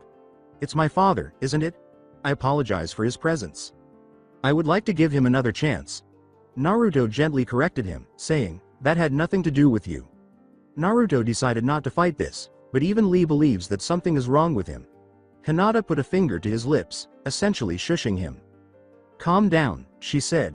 You're only 17, even if you're the village chief. You're still a child even though you'll be 18 in a month. Such a burden was not intended for children. Adults are typically the ones who should do that. Hinata kissed him once more and took his hand, saying, give yourself time to get used to your job. Dinner won't be ready for a while. Until then, get some rest. He was sound asleep when Hinata got up and helped him lay down, and she covered him with a blanket before joining Kushina in the kitchen. I'll wake you when it's time to eat, she said. Kushina told Hinata, yes, it was clear that you two are a good fit. This is precisely why I encouraged this. But sometimes his job is really stressful. He needs someone he can trust and rely on. More than any parent or sibling could ever be, more than his mother. Nobody else can make him feel as content or at ease as you do. He needed your greeting more than anything else. Hinata grinned and lowered her head into her hands, saying, I can't wait until we become official. When we both say our vows and no one will ever be able to separate us again. No more worrying about those who might try to stop us. Namikaze Hinata. I think that name sounds great. Would you mind helping me get ready for the wedding, Kushina? Me? I'm honored, but why me? Kushina was asked. Hinata explained, you're the closest woman to me, and my own mother passed away. You are the only person here who I consider to be a mother. Kushina thought about this. Kushina responded, I'd be honored to. I'm so happy that you two are happy together. Has Naruto disclosed the person he has selected to assist him in getting ready instead of his father? He claimed to have asked Iruka Sensei to do that yesterday. The first person to be kind to him in Konoha was Iruka Sensei. Hinata clarified, if anyone is a parent figure to Naruto, it would have to be him. He was also always the one to discipline him. He was also first acknowledged by Iruka Sensei. At one point, Naruto was willing to fight to the death for him. To inform Kushina that dinner was finished, the oven dinged. Want to go wake him for me? Kushina asked, and Hinata approached him quietly while giving Naruto a shoulder shake. Naruto. Hinata hurriedly said, dinner's done, shaking Naruto once more, but he didn't wake up. Come on. You need to eat something. Naruto's response was to scoot over in his sleep and pull her down next to him in his sleep on the wide couch. Hinata went down with an oof and found herself laying down close to him. Naruto? She asked softly, and all he could do was give her a tighter hug. As Kushina observed all of this, she said, I think that this time he needs the familiar feel of someone close to him. Geez, he must be really stressed out, she said. Even though I adore you, Hinata, I believe you're confined there until he awakens. Hinata blurted out, oh, I really don't mind. I'll be there for him for the rest of my life, after all. As she released one arm and caressed his hair, she grinned and said, I'll just get used to this now. I'll always be here for you. I may end up sleeping here tonight, Hinata said, touching her sleeping lover's forehead. You can count on that. You'll always have a safe haven with me. Kushina said, I'll go tell your family. Then he left, and when he came back, Hinata was also asleep, with one hand clasping Naruto's hand near her lips, both of them grinning in their sleep. Kushina slipped over and covered Hinata, and she told Kakashi to keep quiet that night as she went to her own room. Kakashi crept downstairs and saw the two lovers sound asleep in each other's arms, grinning beneath his mask and silently vowing that he would never forget seeing his former student so content. The two lovers continued to sleep for hours, and the house was kept peaceful until someone crept in with a weapon drawn. Hinata woke up right away and carefully freed herself from Naruto's hold, saying, I'll take care of this. She kissed him on the forehead and whispered, you sleep. She then used her Byakugan to look around and found the intruder who had crept into Naruto's room. As cunning as a thief, she stood waiting outside his door, and quickly ordered the door to open so she could face her father, who jumped back. Hinata. He spoke loudly, and Hinata shushed quickly. I won't forgive you if you wake him up when he is this stressed, mainly due to you. Hinata claimed in a low voice, if you disturb my lover's sleep, you'll really regret it. She took hold of his collar and asked, now what are you doing here? She insisted. But first, there is some business I must take care of. Heishi attempted to go downstairs, but Hinata would not let him. Let go of me, he hurriedly said. I came to bring you and your sister and cousins home. Hinata said, he's downstairs, so you can't go anywhere near there. I'll make sure you don't get into trouble for this if you leave now. Get out. You can leave the way you came in now, Hinata ordered, opening his door and pushing him into Naruto's room, which had an open window. What are you waiting for? Go, she said. He knocked her hand off his collar and attempted to attack her, but Hinata blocked her father's Jiyuken strike with her own, and Heishi staggered back in shock. No, Heishi responded. I'm sorry, daughter, but this is needed. Astonished. I would have been this good before I left if you had taught me correctly in the first place, Hinata said icily. Heishi became more serious, and Hinata responded with another Jiyuken stance. As it was, I had to learn from someone who was much more caring about me than you ever were. Heishi mentally demanded, since when was she like this? Why didn't she show it if she had this much potential? The true me was never shown to you. She moved faster than Heishi had ever seen her, and he pushed back against the wall, stunned and unable to fight back. You never even showed that you loved me, or let me know that I even counted for something in your eyes, she said. Simply put, Heishi stated, I just wanted to take off the Kyuubi brat. You do realize that he has a monster inside of him, don't you? The world is benefiting from my actions. Haughty. Judgmental. Hinata abruptly proclaimed, you make biased decisions without doing more research. Had you done so, you would have discovered that there was far more going on than you could have ever imagined. Everything you believe to be correct is actually incorrect. She abruptly shifted her position and launched another attack while leaping back. Heishi lost his chakra and was unable to use his jutsu. You blocked off my tenketsu so quickly, he said numbly, collapsing to his knees. Hinata dropped her stance and turned to face the people who had gathered behind her. They were standing in front of the stairguard rail, looking amazed and in awe, but that wasn't the happiest part. Naruto was behind them, squatting on the guard rail behind them, balancing himself with a hand on each shoulder. He was grinning broadly. When his foot slipped and he almost fell off the guardrail to the floor, Kushina grabbed his jacket with one hand and pulled him to the solid ground in front of him. He stumbled as he hit the ground and fell onto Hinata, who fell flat on her bottom due to the unfamiliar weight throwing her off balance. Amazing. He said simply, I'm starving. Then maybe you shouldn't have been eating so lightly for the past 2 days. Kushina sighed and dragged her son away from her soon-to-be-daughter.in.law. We tried to wake you for dinner, she said, tossing her son onto his bed. However, you simply drew Hinata close to you while you slept and wouldn't let her go. Fortunately, she was kind enough to tolerate you. But I can't exactly let you starve, Kushina sighed. If she hadn't been on there, I would have flipped the couch to wake you up. Let me get you some food. Do you want some, Hinata? A certain blonde also caused you to miss dinner. Naruto laughed remorsefully as he and Hinata flushed. Our food was drugged by that bastard. 2 shapes emerged in the window. He's gone when we wake up, Shugo said angrily. We checked Naruto Sama's office and assumed he would be here. Is everyone doing okay? Kushina threw the twins a now cold Heishi. The 2 Hyuga twins nodded and disappeared with their former clan leader. Everyone was until Hinata got a hold of him. Kushina pointed out. I want him out of Shinsei ASAP. Kushina ordered. No excuses. Naruto, Hinata, I'm going grab you 2 some food. Don't move. After a few minutes, she came back to see the 2 laughing. Kids, she said before leaving. The monk joyfully declared, I now pronounce you man and wife. Naruto kissed Hinata deeply without waiting for the monk's approval, disregarding the opinions of others. Everyone applauded despite his defiance of the wedding plan, and the monk appeared unconcerned, clapping softly in unison with the applause. It's about time.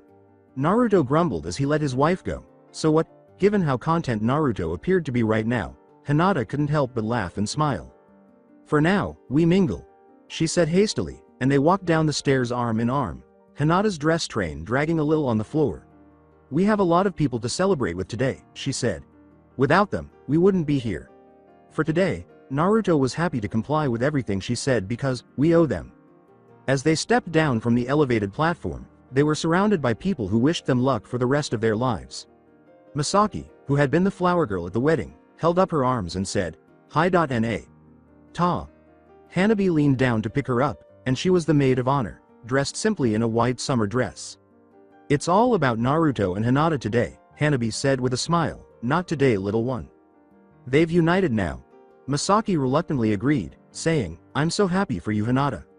For now, their arms should only be for each other. As she walked down the natural aisle between the chairs outside to join Naruto at the altar, a lacy veil partially concealed her face, but now it was behind her face. I was right to wear something simple, Hanabi said, embracing her sister with her free arm. Hanabi had chosen something simple for one main reason. For all the attention to be on her sister. Hinata was wearing an ornate knee-length short sleeved dress with a train behind it, held in place by a white rose pin, and her long hair was held up in a fancy fashion with autumn red decorative leaf clips. Some music began somewhere, and Naruto, who had been made to wear black slacks and a white shirt with a collar underneath his open robe, was shocked to discover that some of the ninja in the area were actually experienced musicians who had gathered and practiced so they could perform at the wedding. This happiness would not be possible without all of them. Naruto said aloud, and Hinata nodded. Ayano said, Naruto. Sama, you could repay some of it next month. Enko and Iruka want to get married next month, and it's only right that you perform the ceremony as their leader. Naruto instantly smiled and started looking for his former teacher. Should I speak with them and arrange a date? Ayano asked, grinning broadly. Iruka. Sensei. When he finally saw him, Naruto yelled, "You and Anko are next, right?" Haruka turned to face Anko, who was standing next to him, and grinned back. "When you have the date, let Ayano know," Anko said. "In this manner, it can be accommodated into my hectic schedule." Naruto had never seen Anko's face like that before. In Konoha, she had always appeared content, but now she was positively joyful, with her arm around Haruka's waist and a broad smile that extended to her eyes. "Many thanks, Naruto," she shouted, "we owe you one."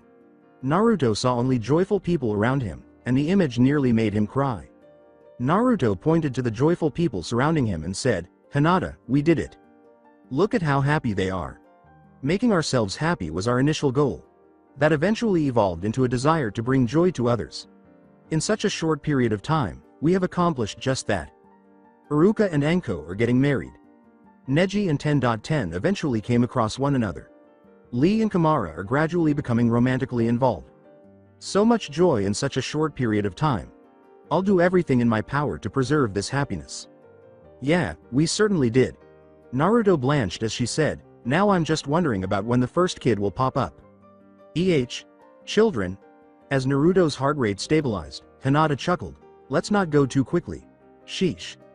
Hinata just smiled as she pulled Naruto into the crowd, saying, "Nearly gave me a heart attack." When Haruka saw this, he recalled how timid and insecure Hinata used to be.